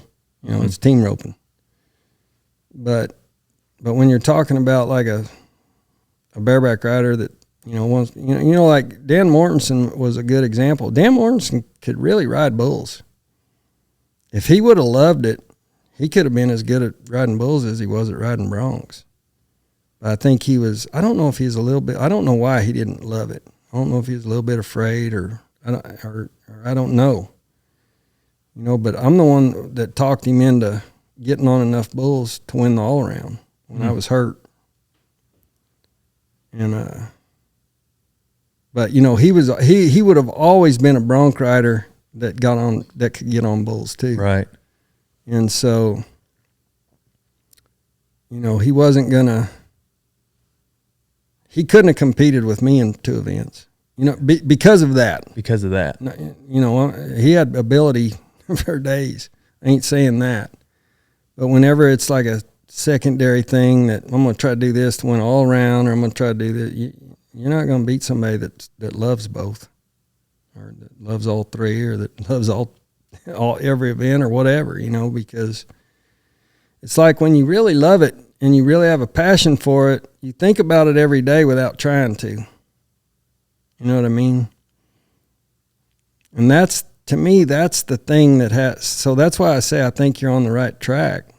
Like, if they're not thinking about it every day without trying to, then maybe they need to take a little deeper look at it, because, I always used to tell people, especially like in the rough stock events, it's not stamp collecting.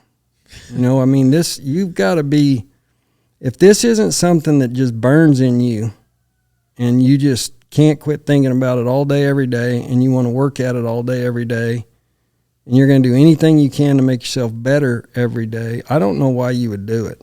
Right.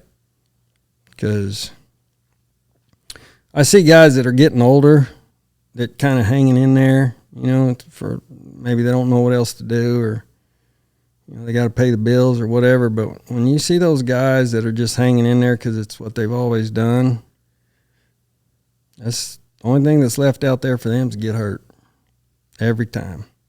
Dang. I Yes, sir. mean, I've seen it over and over. Like, it's got to burn in you. Yes, sir. I think. And you can't, it either does or it doesn't, or you can't. That's why when you see dads that just want their kid to ride so bad, it's like, does it burn in him? Right. Because it doesn't matter if it burns in you. It's got to burn in him. And I don't know. I mean, now I don't even know why anybody'd ride a bull, but, like I did then. And that's the, my whole life people would say, what's some advice you could give me? And that's the only advice I ever had, like for a blanket advice, is that you better love it. I mean, love it. I mean, like, love it more than anything else. And because those are the guys that always, that's the one thing, like if you look at 100 champions, they're going to have all different styles, ways they went about it, ways they practice, ways they trained, their mental approach, whether they were serious or laughing and joking or slapping themselves in the face or, eating a hot dog up till the last minute or whatever. There's all those different ways. But there's only one common thread that I've ever seen in those guys, and that's that they loved it. Mm-hmm. That's the only common thread that I can see. Were there a lot of hang-ups in the bareback riding? Did you get hung up in the bareback riding? No, I never really. I don't ever remember getting hung up. That was what terrified me about bareback riding. Oh, it's horrifying. I remember this guy that Spud Whitman. Do you ever heard of a guy named Spud Whitman? Yes, sir. We grew up together. And we both started riding barebacks when we were 12, I think. And he was littler than me, and I was tiny. And he'd show up, he'd take a pencil and cut it in half and glue it on the inside of his glove. Stick his hand in there, and he'd have a pencil there to rock back. And he would hang up and go around the arena about 10 times, dragging on the chain link fence. That's a bind. He'd do it. I used to not even watch. I mean, little old Spud, he'd just, you can ask him about it if you ever see him. Like I seen him hang up and drag around the arena 10 times. I saw it 10 times. Him go around 10 times. Golly. And he'd show up every time, just pack it in there. And I never knew how he could do that because it's horrifying. I mean, what's scarier than that? The only thing scarier than that is hanging your foot in a stirrup. In a stirrup. Because now your head's down where your feet were, But, yeah, I've seen it a lot. If I ever hung up to a bareback horse, I don't remember ever hanging up. Yes, sir.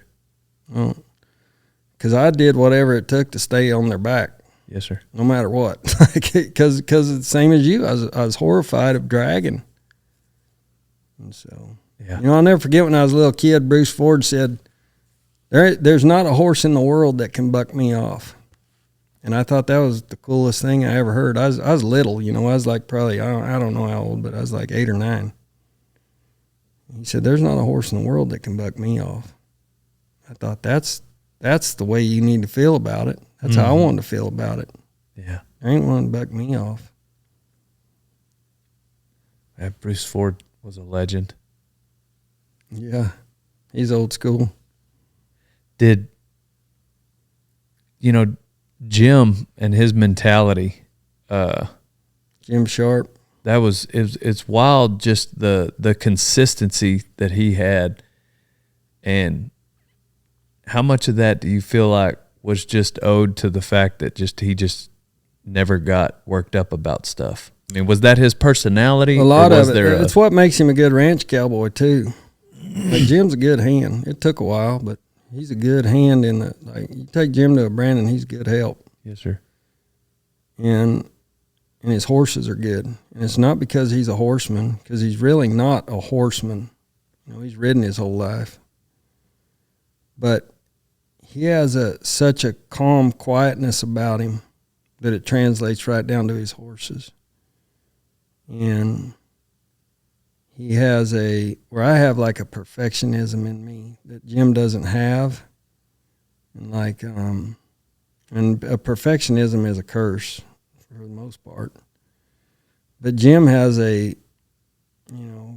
relaxed, doesn't care way about him that just makes him pretty good at everything, because pressure doesn't really exist for Jim. It truly doesn't. And he's the only guy that I know of that it truly doesn't exist for. Pressure's a man-made, self-inflicted thing. Mm-hmm. But most people deal with it at some point. If they're going to the highest levels, you're going to deal with it at some point. It's like I was telling you that Jim, before he got on his 10th bull of the year, he rode all 10 bulls at the finals. He's eating a hot dog till he got on.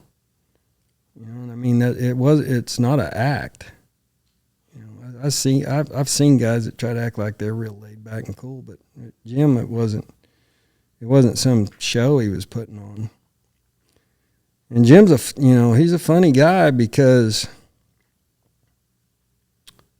it's almost like I don't feel like he had a full grasp of the mechanics. I've done schools with him, and it was comedy. Like he just to get him to talk about how to ride a bull. He'd be like, well, you just go like this. That's kind of how Jim, that's kind of how Jim felt about it. Like it was just, it's like he's the only, and this probably ain't right, but like he feels like the only guy to me that was ever born to be a great bull rider. Like his mental makeup and his physical makeup, it's like both of them were born for the sport, because he was literally, we was on an airplane one time, the engine blew up, and Jim never quit taking his nap. He opened his eye and heard we were going to make a emergency landing, and he went back to his nap. And that's just how he was, because he looks at everything so simple that the way he looked at it, I know him like the back of my hand. We've been best friends for, 40 years or something, forever, since a long time. And, that's just how he was, about kind of everything. He would look at it so simplified that he would go, well, there's nothing I can do. The engine blew up, but I'm not the pilot. I'm just sitting in the back, and I need a nap. So while it takes 10 minutes for us to turn around and do an emergency landing, I'm going to grab 10 minutes of shut-eye. He doesn't say that, but I know that's kind of how it goes for him. Tell me about your bucking horse retirement program here. You said it started with Rusty coming from Harry Vold back in the day. Was that something that you had set out to do with your ranch, or did it just start? No, this Rusty I started this even before I'd bought this ranch. I bought this ranch in 90. Well, I was looking at it to buy in 95, and I moved on to the ranch in January of 96. But I had a 10-acre place that was all grass, all coastal grass.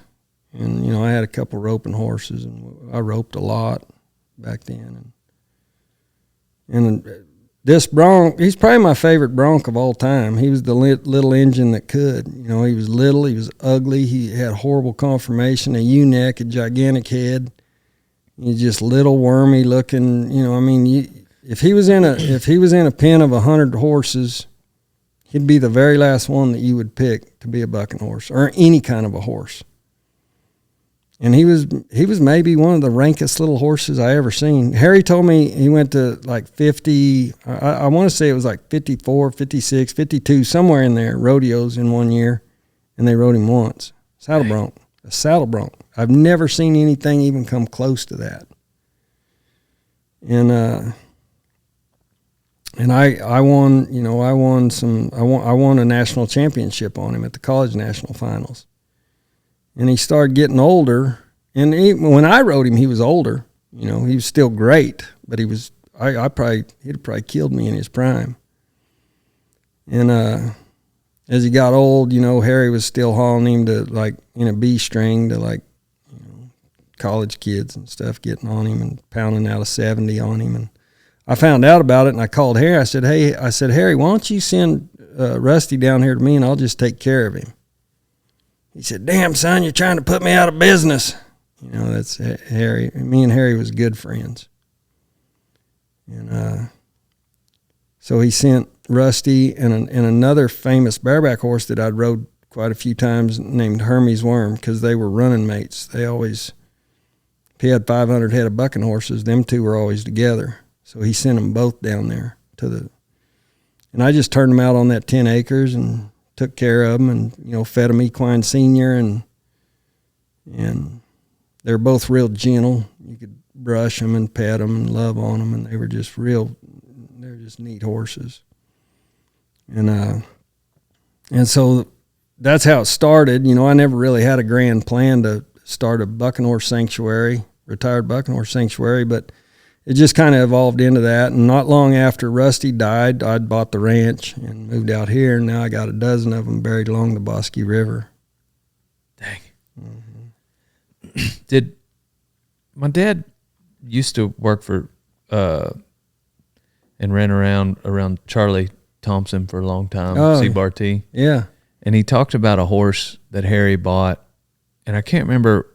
It had two names, and I can't remember which one Charlie called it, but Harry couldn't remember the exact name, and I think maybe his original name was Maiden's Prayer, and then Harry couldn't remember what they had called it, and Harry called it Angel Sings.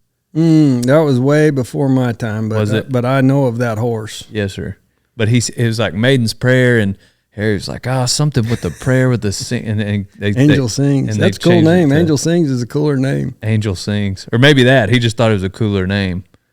But I remember hearing that story when I was a kid, and my dad has since passed, so I don't run into a lot of guys that remember that horse, but I wondered if you did. Oh, I know. I mean, I've heard about that horse a lot, but that was more like I believe that horse was around like in Mahan's era. Was it? I believe. That much older? Yeah. Gotcha. Yeah, I would.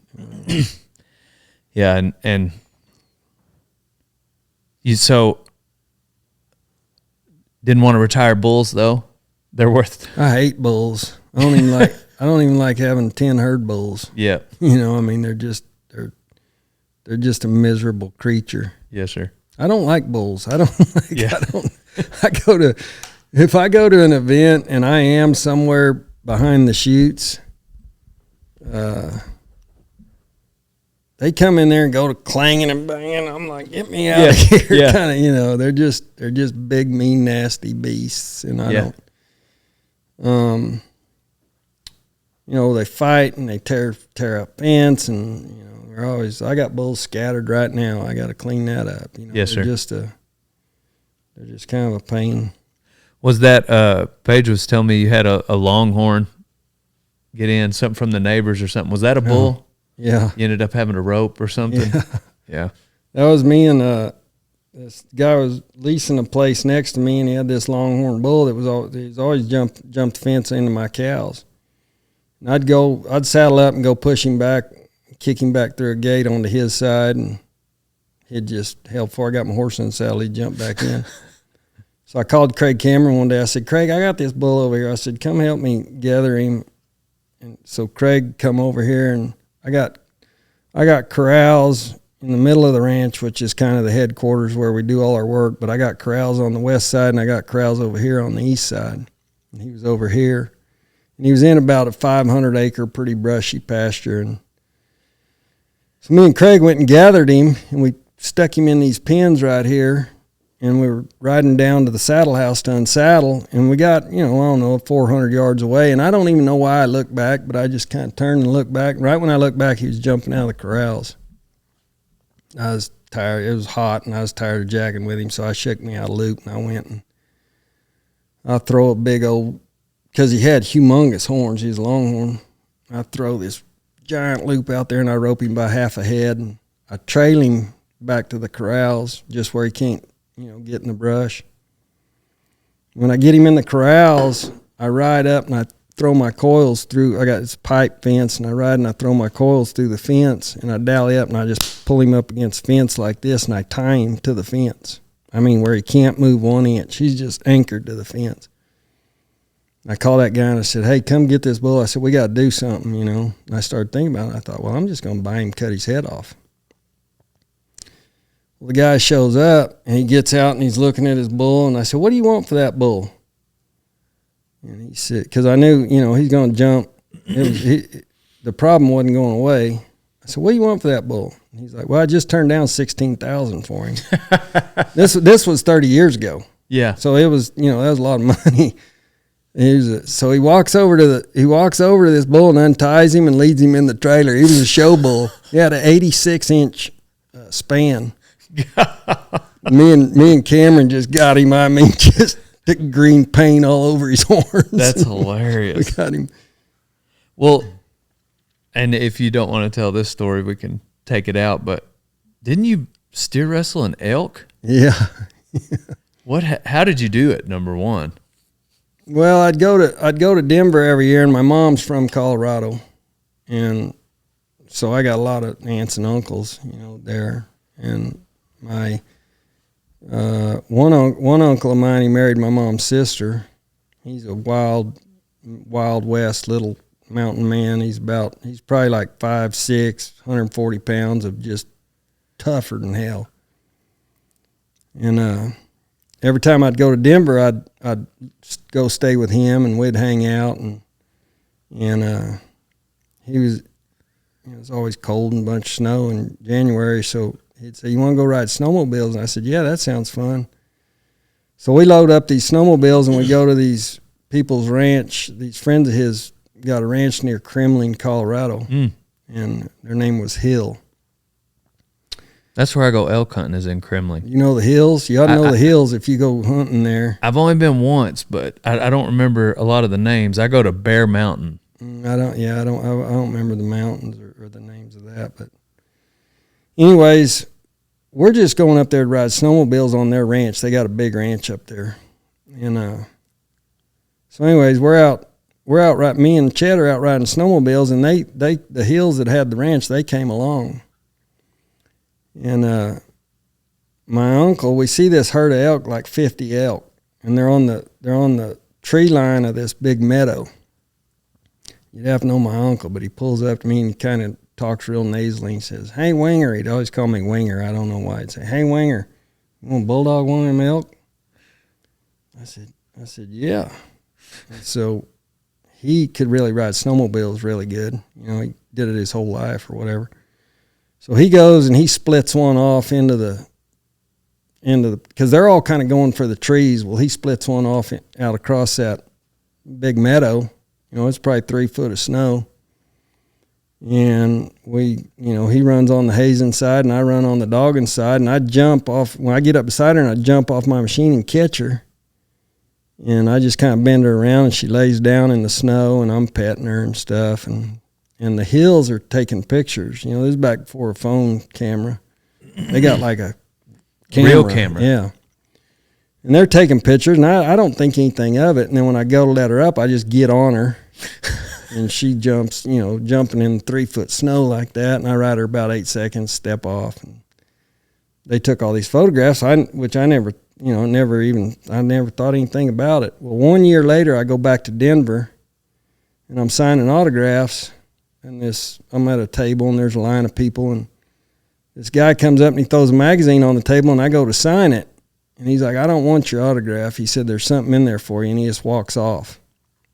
I just kind of slide it to the side. You know how people give you stuff. And when it was over, I flipped that magazine open. There's 2 citations in it for $1,000 a piece. One was harassing wildlife with a motor vehicle. Another one said possession of 1 cow elk. And so anyways, I called that guy and I said, "Look, I'll pay this this harassing ticket." I said, "But possession?" I said, "How about I donate that $1,000 to the Rocky Mountain Elk Foundation?" He said, "That's fine." So that's what I did. Well, several years later, I don't remember how many, quite a few years later, there was some bogus lawsuit against the PBR this lady had. And we had to go do depositions, and they bring me in. I fly into Colorado Springs. I go into this deposition. We're in like a boardroom, and it's 2 lawyers, and I got a lawyer from the PBR and a stenographer. They're going to set you down, and they try to dig up anything they can find on you. Well, the lawyer says, the only thing he could find on me was that I bulldogged this elk.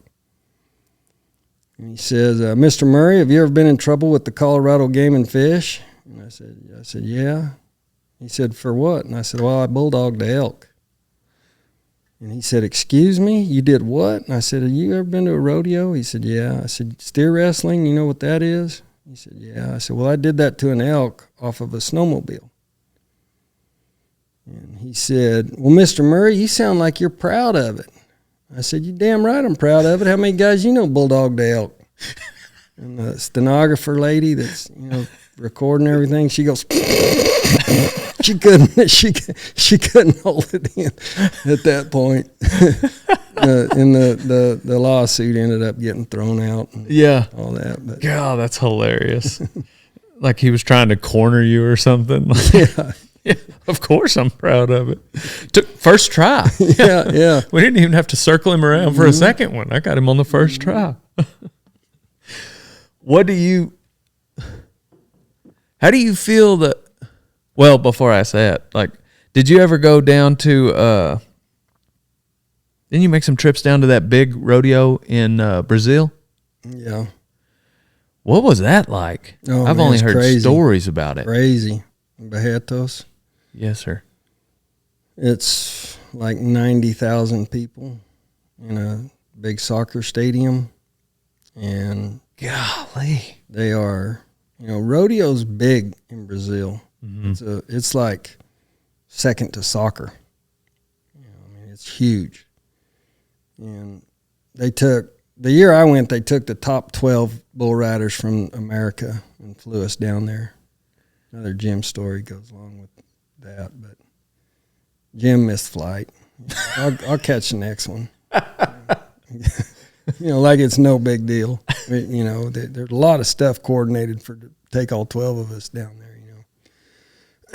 But anyways, it's a big, pretty neat deal, and the bulls are all like heavy. There's heavy like Chianina influence.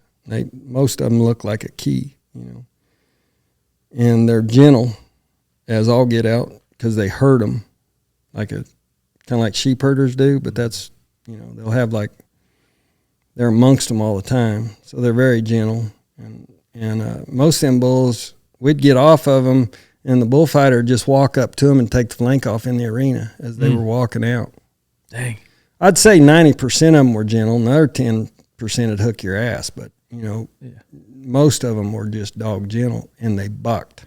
I got on 5 bulls there, and I'd have took any 5 of them anywhere for any amount of money. Wow. Yeah, they were phenomenal. I think, seeing that answered a lot for me of why so many great bull riders come from Brazil. There's lots of reasons they're great, but one of the reasons they're great is because they're exposed to these great bulls. Mm-hmm. What's did that stock contractor down there play a prank on you or something? Get you to? Well, it wasn't really a prank. The way it unfolded, I kind of found out about all of it later, but I drew the best bull in Brazil, and I can't remember how you say his name in Portuguese, but it meant no future. His name was like no future. And I didn't know him. I couldn't talk to anybody. We had translators follow us around, and Adriano told me, he said, he's the best one. I was like, yeah. Good. Well, that night we'd all went out, and we had a bus that took us everywhere. We had translators everywhere we went, and we were staying at a monastery.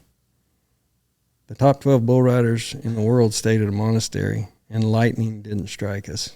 I don't know how that happened.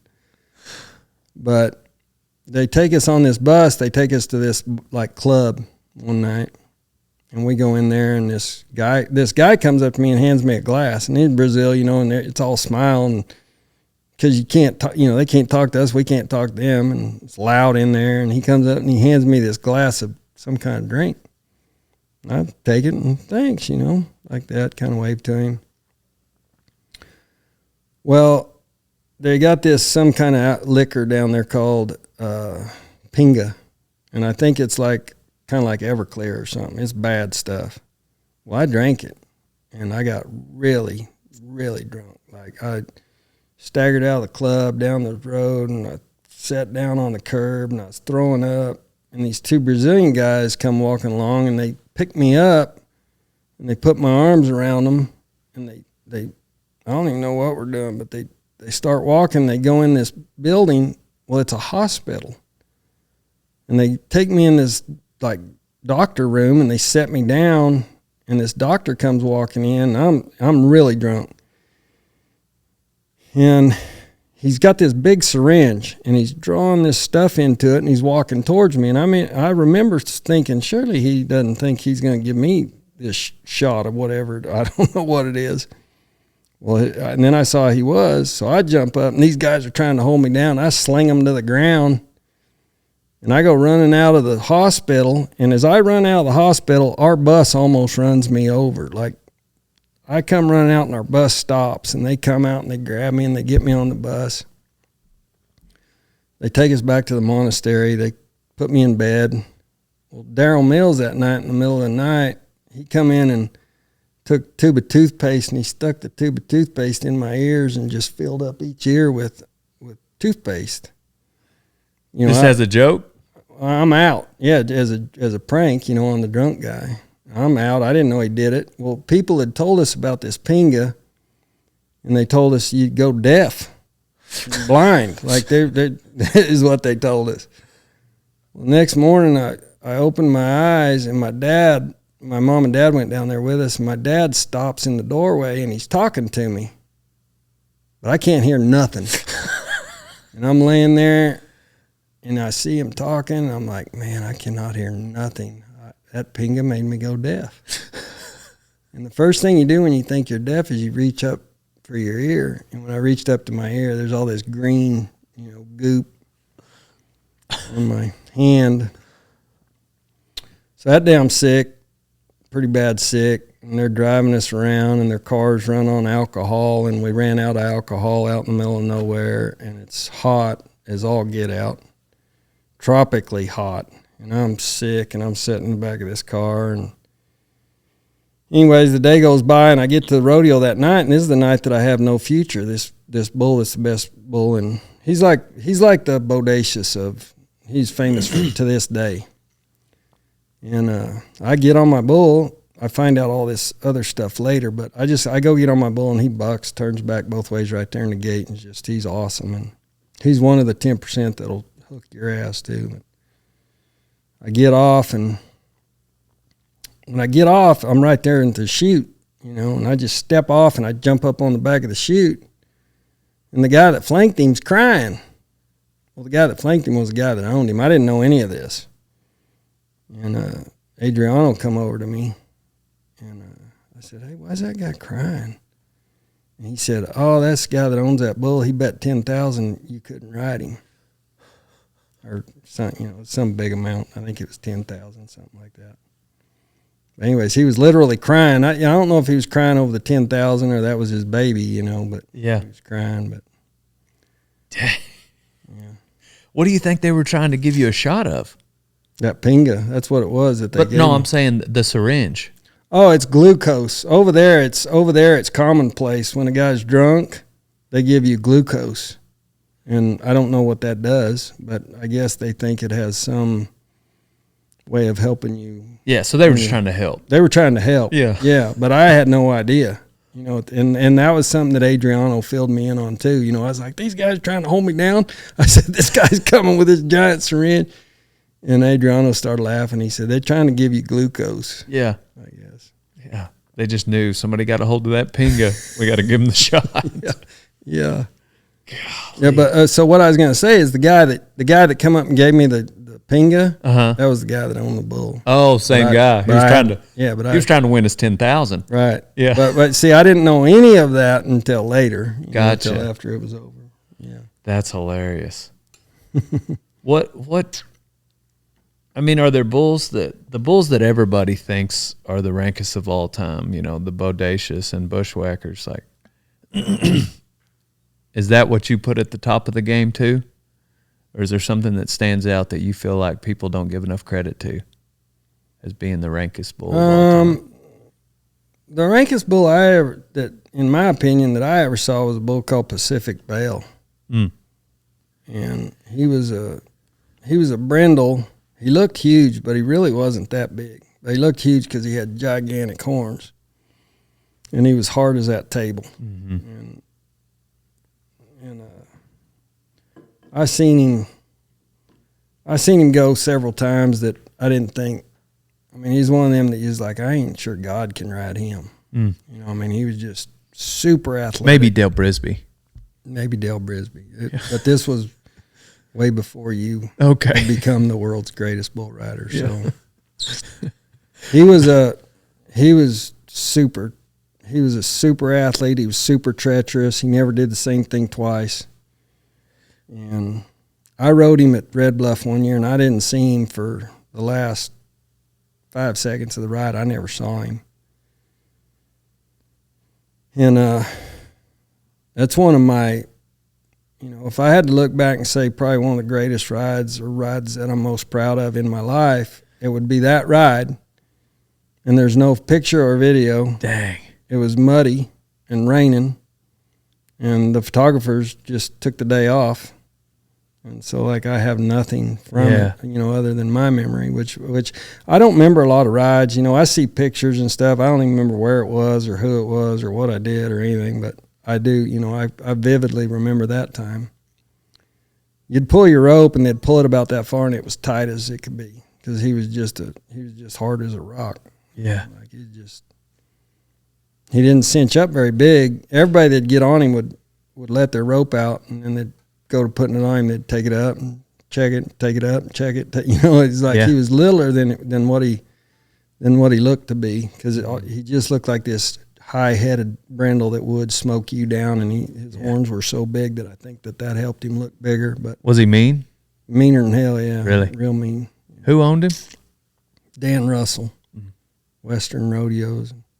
Dan and me were really good friends, like really good friends. We jacked with each other all the time. Like, I'd pick up at rodeos, and he put me on a bucking horse one time to pick, He's like, Ty, go saddle that gray horse. Well, I smelled a rat, so I take him there was a bullpen with no bulls in it, so I take him in there and I saddle him. I kind of chouse him around in there a little bit on the ground, and he goes around there okay, so I step on him in that pen because I know there's a rat. I get on him in that pen. He rides around okay in that pen. I go over by Lloyd Faria at the under the announcer stand at the gate. The grand entry's going out, and they open the gate, and me and Lloyd go to run out there to pick up. Well, he makes it about one stride out in the arena, and he bogs his head, and I mean, he bucks and bucks and bucks and bucks. And he finally fell down, and when he fell down, a rein broke. And I'm standing there beside him with a broke rein in my hand. He gets up, and I was just glad I broke the rein so I didn't have to get back on him. And they ended up naming him Ty, and he went to the NFR a bunch of times. Oh, dang. But that's kind of relationship that Dan and I had. And, at the finals, I think it was David Fournier had him one night, and I thought he was that horse or Pacific Bell. No, that bull. Yeah, Pacific Bell. And Dan and I'd already rode or something. I jumped up on the chute, and Dan was flanking Pacific Bell, and this is the rankest bull I ever seen. And I said, he said, "What are you doing?" I said, "I hopped up here to watch him run off." And he runs off. And Dan turned to me, and you'd have to know Dan, he had pretty good temper, and he turned to me, and he's beat red, and you can see the steam blowing out of his ears like a cartoon, He was so mad. I was like, hey, I was joking. Yeah, and that was and I seen every time I'd seen him, he was the rankest bull I'd ever seen. And that day, he just down the arena just like that. And then the next time you see him, he's back to. I don't know what was wrong. I don't know if he's sick or what. But didn't you get to spend some time with Larry Mahan? Yeah. That must have been surreal, like having been a fan of him as a kid and then actually getting to. How long did you stay with him? Or I stayed with him a summer when I was either 12 or 13. I think I was 12 or 13. I think I was maybe 13. And he I guess he saw me ride at Colorado Springs at the Little Britches National Finals. And I didn't even know he saw me. I didn't know he was there. I didn't know anything. But he saw me, and I guess he found my dad. And he said, "What?" And he told my dad, he said, "I got a place in Arizona." I said, "Why don't you bring him over?" And so, I think that Dad thought he was just being nice, so we never really did anything because, sometimes people say that and they don't really mean it. Right, yeah. That's kind of how we felt about it. Well, he called my dad. He's like, "Hey, you need to bring Ty out here." So, man, we load up, go over there. And I kind of spend the afternoon with him, and he calls me a day or two later, and he said, "Why don't you come stay the summer with me?" Dang.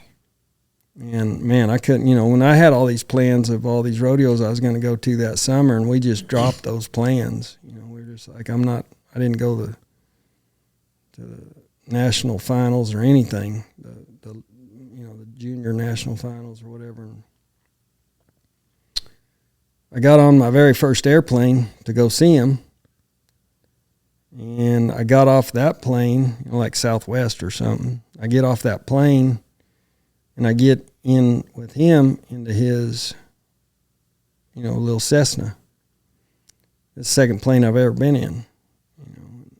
We take off, and we're flying to Arizona, from Colorado Springs to Arizona to the Navajo Nation. He's going to talk to these like at-risk kids that, that've been in trouble and stuff like that. And so we're flying, and he looks over at me. I'm sitting in the co-pilot seat, and he looks over at me and he goes, "All right, this is your altimeter. This is your whatever. This is your yoke. You pull back, you go up. You push forward, you go down. These are the rudders. You push right, go left, go left." He said, "I'm going to take a little nap." He said, "You just hold the dash level with the horizon." I can't even see. Like, the dash is this high. You're 13? 12 or 13, yeah. The dash is this high to me. I can't even see over it. With all these control, all these gauges and stuff. And he pulls a pillow out from behind his seat and fluffs it up and sticks it up against the window and goes like this. And this is my second airplane. I'm flying it. Oh, gee. And, man, I'm scared to death, I'm horrified. Yeah. But I just try to keep the dash level with the horizon. I'm trying to look over the dash, can't really see, And I didn't know at the time. He's faking it, But I had no clue, and he never let me know. This wasn't until I was older that I was like, he laughed about it, But he faked like he was asleep probably 10 or 15 minutes.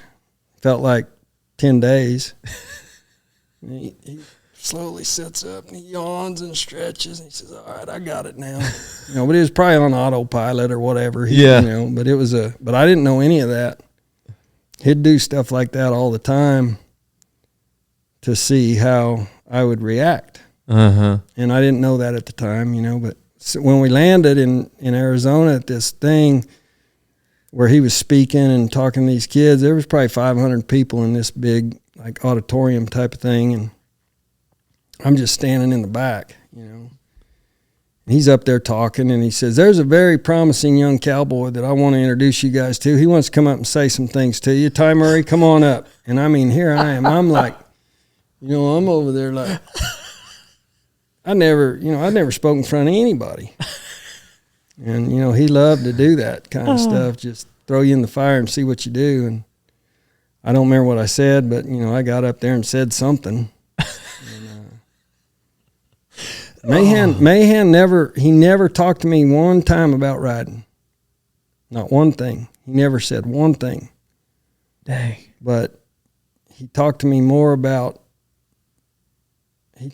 like he knew that I was going to be an all-around champion. Really? And he prepared me for all the other stuff that comes with it, and doing interviews and like so many guys back then, if it didn't have to do with being a cowboy, they didn't give a damn.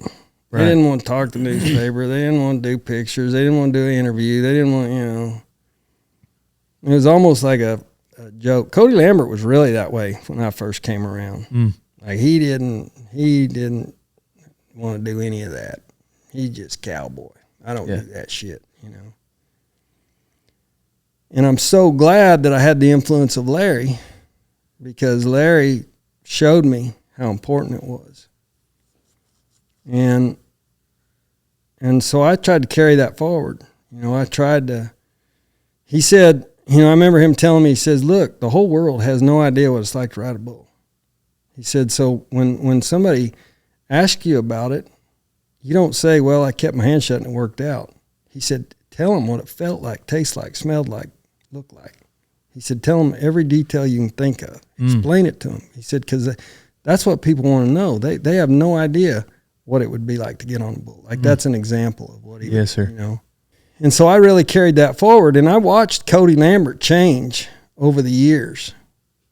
You know, from my rookie year to 3 years later, he was starting to change, and he was starting to talk, and he was starting to do interviews and stuff like that. And that's my take anyway, you know, and now, you know, and then he got great at it. And for both of us, I think that, you know, that came from Larry. If I wouldn't have had Larry's influence, I'd have been just like Cody, because Cody was my hero. You know, he's my traveling partner, but he was 10 years older than me or whatever. So I thought, you know, he was a god, you know, but Larry was the biggest god, you know, and with him giving me that influence, I think it really helped both of us. Man, that's fascinating to me that you got to, you know, and you see guys talk about it. I had Kai Hamilton on the podcast, and he was talking about being in Australia and how much he was influenced by JB, and now they're almost best friends. You know, he goes over there all the time, and then, you know, and also Dale Brisby, but he, but hearing you being influenced by him early on, and then getting to spend that summer with him, that would seems like it would be surreal, but also set up a level of expectation for yourself. Yeah, probably. You know, because I knew he believed in me. I did know that, and that's huge. It's like a kid wants to play football, and quarterback and Tom Brady takes him under his wing and believes in him and says, "Here's the things I think you should know, because I think you're gonna set the world on fire." That's that's super huge. And, you know, that's another place that I look back on that I know that I was lucky. So I had so many things line up, right, that I was so lucky for. The way I was born, I'm the perfect size, and then on top of it, I have the perfect kind of body makeup for it. You know, I'm not a bulky guy. I'm a sinewy, you know, kind of strong, pound for pound kind of guy. That was just God given. Yes, sir. You know, that was. And I know you know, like Robson Palermo was a great bull rider, but his body was not born for riding bulls, and he was hurt all the time. You know, he was real muscular, but almost like you know, like he was just born that way, just kind of a muscular guy, and he was always hurt. And then I was born into a family that was super conducive to it and super supportive. And, you know, my traveling partners, my dad broke colts for a living my whole life, and I thought he was the toughest, bravest, coolest guy ever, you know. And you look back, you know, later in your life, you look back and you can point to these things that you're like, man, that was lucky, that was lucky, that was lucky, that was, you know, it's like it goes on kind of for me, almost to the point where you just feel like it had to be, you know, I had to be able to do something with it, because it was all just given to me, kind of, you know, in a lot of ways. I mean, don't get me wrong, I had to, you know, a lot of work went into it as well, but it's like I could have been 6'3". That'd have been a whole different life. Right. You know, I could have been born in town. That would have been a whole different life. There's just a lot of things. You know, I remember growing up with guys like Michael Gaffney's a great example. Michael Gaffney was great when our whole life. He was great. Like one of the best you ever saw. And it was easy for him. I said, you know, I always used to tell him, it ain't fair how easy it is for you. Like, it's not fair. But his trajectory was way behind mine as far as like going to the NFR or winning a world championship. All that happened way later for Michael. And I believe that it's because who I got in with right off the bat as a rookie, and he got in with his buddies that he went to college with. You know, so I can look back on that sort of a moment and be like, wow, that was a big difference that helped me. You know. What do you feel like we need to do as a community for rodeo's future? That's a good question. And I've had different answers for it over the years. And, I used to think that it was so important. We were on at 1 o'clock in the morning at the NFR. That was really the only thing on TV. And I remember thinking that I remember a long time ago thinking we need to have a major network and be in prime time, which that's not easy to do. But that's what I thought needed to happen. And now looking at it, I'm not sure that's what needed to happen, because I think when Patrick Gotch and the Cowboy Channel and all that come along, I think that's been something that's been really positive for the sport. And it's what we wanted to do with the PBR was make it followable. That was the number one thing. That was the number one thing I worked for, because rodeo's not easy to follow at all. Like you've got to be a major fan that's ate up with it. And even if you're a major fan, it's hard to follow, because it's 700 rodeos all over the country from every size to shape and back then nothing was televised hardly. The Calgary Stampede and the NFR, maybe Cheyenne on something. And so, it's a good question. And it breaks my heart that it hasn't come farther than it has. Like the two most famous people in rodeo and PBR is Flint Rasmussen and Dale Brisby. I mean, really, it's sad. That they're, and you're a smart guy. I'm not taking anything away from you, and I think you help the sport. Absolutely. But I'm just talking about the state of affairs of our sport. Yes, sir. PBR, anywhere you go, people will say, "Oh, that Flint Rasmussen." Yeah. It's 99-1 on who's going to mention Flint Rasmussen and who's going to mention J.B. Mooney to me. And, in all the things that you've done, like I said, that I think are great, but there's a lot more people that know you than Trevor Brazile or Stetson Wright. Mm-hmm. And that's like, I don't know what has to change. I don't know. I know like merch for Cowboys, you've outsold merch than all the Cowboys in the history of the sport combined. PBR, you can't sell a T-shirt with JB Mooney on it or anybody. Yeah. Like that. I don't know why they don't buy that. NASCAR, they buy it, they can't keep it in stock. Mm-hmm. And so there's a lot of things that I'm not sure if I understand, and I'm not sure if rodeo will ever be mainstream. I don't know. I've done everything that I can possibly ever even thought to do. Mm-hmm. From Dancing with the Stars to you name it. And I just don't know that it would ever, I don't know if it'll ever be I lean towards, I don't think it will.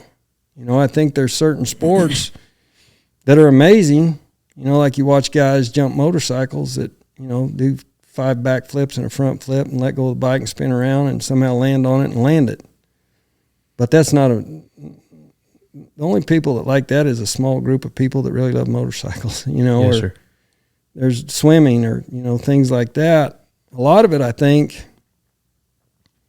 is it's hard for people to understand and appreciate what they're seeing. I think that's part of it. Everybody's thrown a football around or played catch or been to a batting cage or shot hoops or, everybody in the world, I think, has done some form of that. Mm-hmm. So it's easier to understand and appreciate what you're seeing when you watch Tom Brady or right. Watch a guy throw a 100-mile-an-hour pitch, or when you can't hit the one in the batting cage that's going 45 miles an hour, and you're watching a 100-mile-an-hour curveball.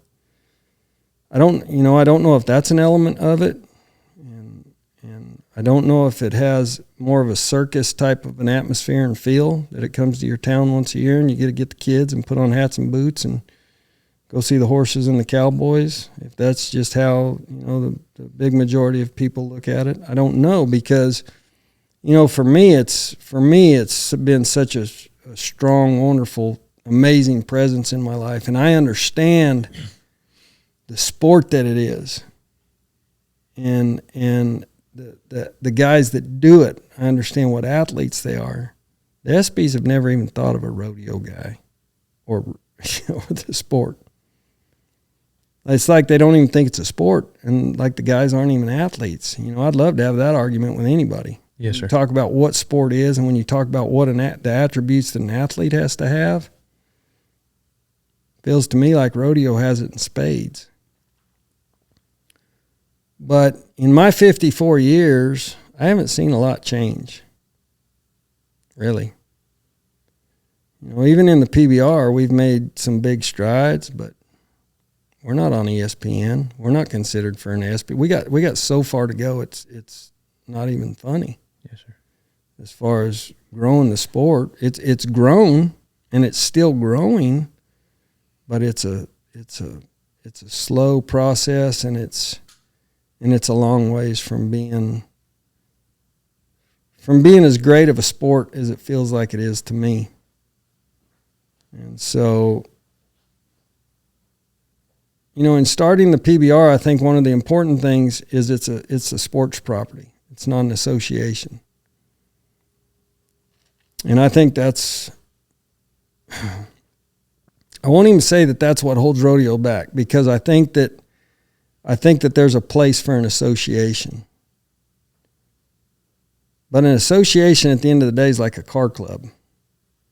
And it's well, he paid his dues. He's got every much as right to do it as Stetson Wright does. Mm-hmm. Put Stetson in the slack. I entered all 3 events in Stephenville one year, a long time ago, and this was back when Stephenville was a nothing rodeo.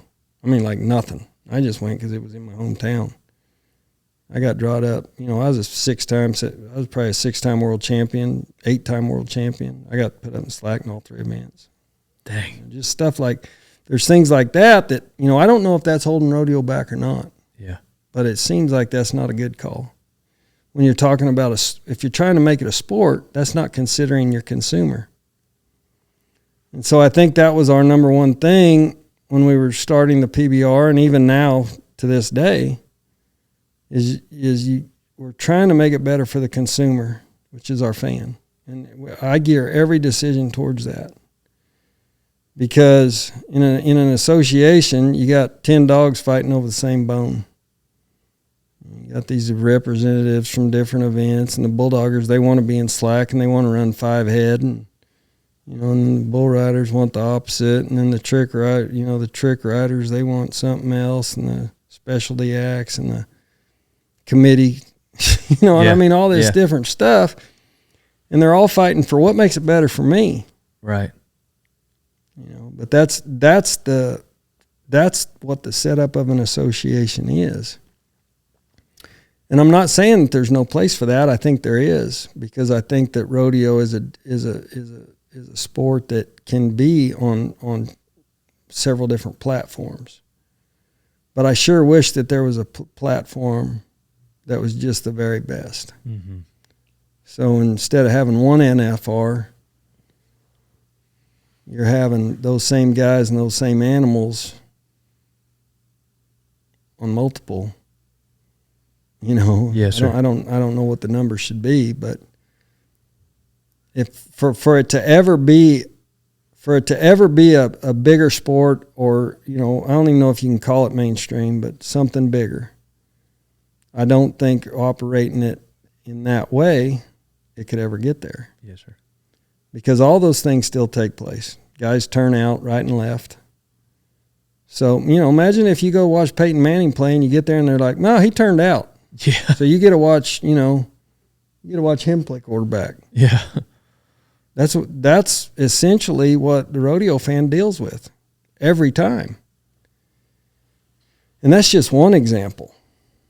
He might not have turned out. He might have got up at three rodeos the same night. Had to turn out somewhere.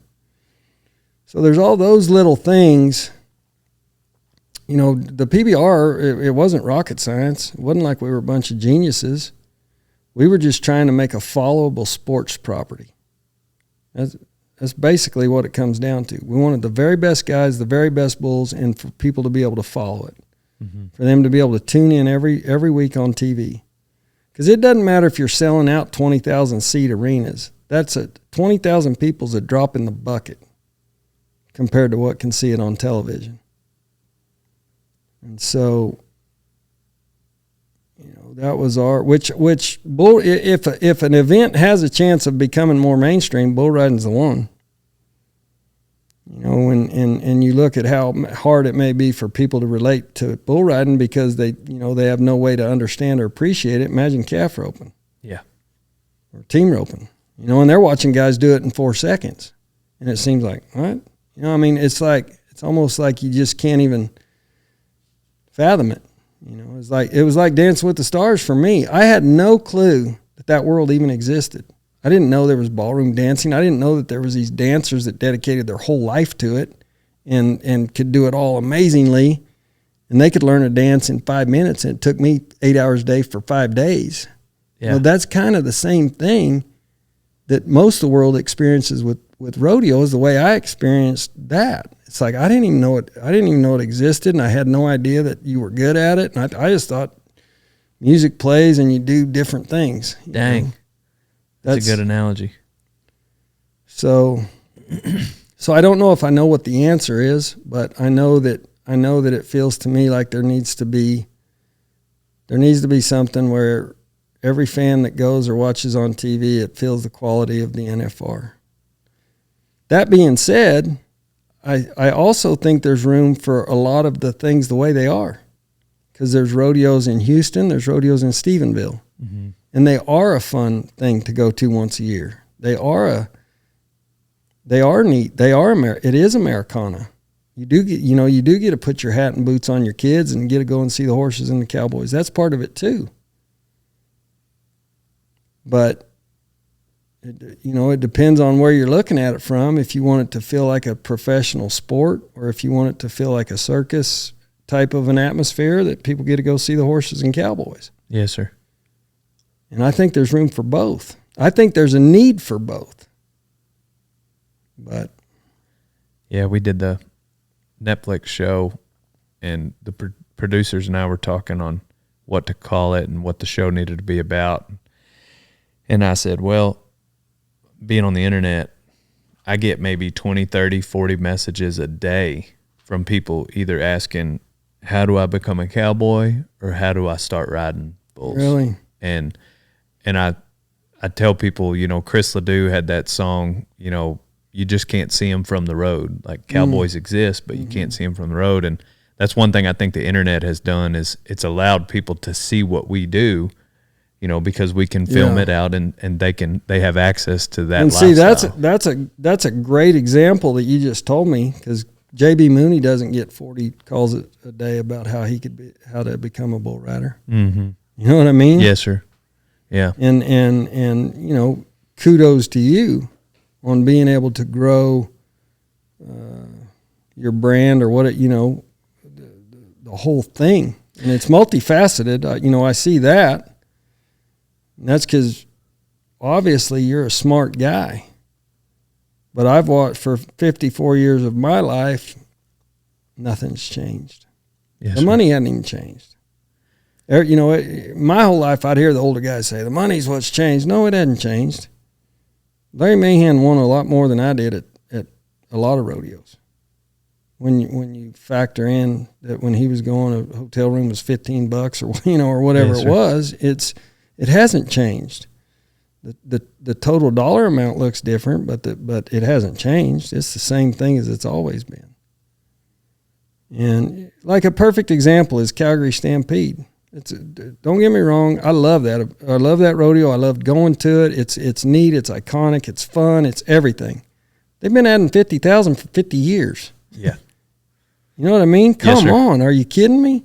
Like literally they were adding 50,000 when I was a little kid. Yeah. Or, there was a 50,000 round. There still is 50 years later or whatever it's been. And that's the kind of stuff that really, it's like we're stuck in a time warp. Yes, sir. Yeah, it feels like that sometimes, for sure. No, I know that you've seen, aside from rodeo, you've seen where it's come over the last however many years, and you've gotten to watch the PBR grow. And I was curious what your thoughts were on it, but I think they both, to me, they both feel like we got a long way to go. Mm-hmm. That's how it still feels to me. And there's so many people that say, man, the PBR. And I know what they're saying. We have grown the sport, and it has gotten better, and it has gotten bigger, and it has gotten more worldwide, and there is more people that know about it, but we're still a long ways away, I think. Yes, sir.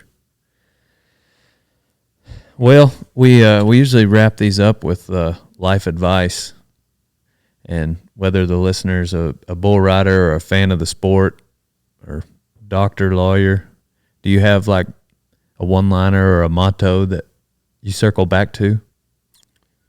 For what? What are you talking about? Like advice for somebody that wants to rodeo, or what do you mean? I guess maybe somebody going down the road. I feel like the kind of person that's going to just, maybe they're riding bulls and, I don't know. I mean, I feel like that's kind of what we've talked about. Really, absolutely. Kind of the whole time. Absolutely. Here. I don't know that it's like I said that, the advice that I'd give people, especially in the events that I did, in the rough stock events, is you better just make sure you love it and the craft is what you love. Mm-hmm. When I see guys that are hanging on, or the guys that do it because their girlfriend thinks it's cool, man, I can tell you, I know what's up ahead for you. Yes, sir. And it isn't good, but I don't know. I don't even know that I have advice. I was just trying to share with you, through this whole conversation, the way that I looked at the way I look at things, and the way it feels to me. Well, I almost didn't ask you that because in my mind I thought what you just said. This entire conversation has really been that. I think that the way that you rodeoed is the way everybody should rodeo, and it's the way everyone else should live their life. I don't know. I know that's, when I see guys getting on bulls and it feels like they're testing the water, like that just feels to me like, man, you're going to get killed, or you're never going to win nothing, and you're probably going to get killed. It's kind of the way that it feels to me. So, I don't know if it's right or not, but it feels right to me. That because, like I said, it's counterintuitive. Like riding bulls, when stuff gets at the most scary, when it's the toughest, when it feels like you're gonna eat a horn, that's when you've got to be able to cut loose and go at it the hardest. Mm-hmm. And I don't think that's natural to anybody. I guess we've talked it to death, but I think sometimes people look at me like I got two heads, or that like I'm this hard ass or something. Like I've had guys say that. Oh, he's old, tough, old hard ass, and I'm not, and that's not what I'm not trying to sound like I was tougher or any of that. But that's my true belief. Like yes, that this isn't a thing that you test the water. When that gate opens, it's go time. They're the one with their foot on the accelerator, not you. And so you've just got to make up your mind if you're going to go where he's going. And without that, I don't know how for me personally, I don't know how you have any success and not get hurt. Well, I can't thank you enough for hosting us and letting us come have this conversation. And it's an honor to be here. And I've got some autographed pictures I'll give you of, me on some. I appreciate that. As a thank you. You got one of you on a bull? Yeah, somewhere. I don't know if that's the one we brought. Yeah. Just grabbed one. I just grabbed one. Yeah. Well, it's appreciated anyway. Cool deal. Well, we'll let you have your lunch hour, and then we'll get on the road. But guys, Is there anything that they can follow you at, or you don't even have social media, do you? Facebook. But Gotcha, Facebook. Cool. I don't. No appearances coming up. You're just cowboying. Yeah, actually, I got some things that I still do. You know, like I'm going to talk to the North Dakota cattle raisers, and I got a few speaking engagements in Dallas coming up and things like that. But my main focus is my family, you know, and we love this ranch. I think all of us love this ranch, and so. You know, my kids have experienced enough that they don't grow up like the ranch kids that just can't wait to leave. You know, they've experienced enough that they understand the uniqueness of having this place and where we live, and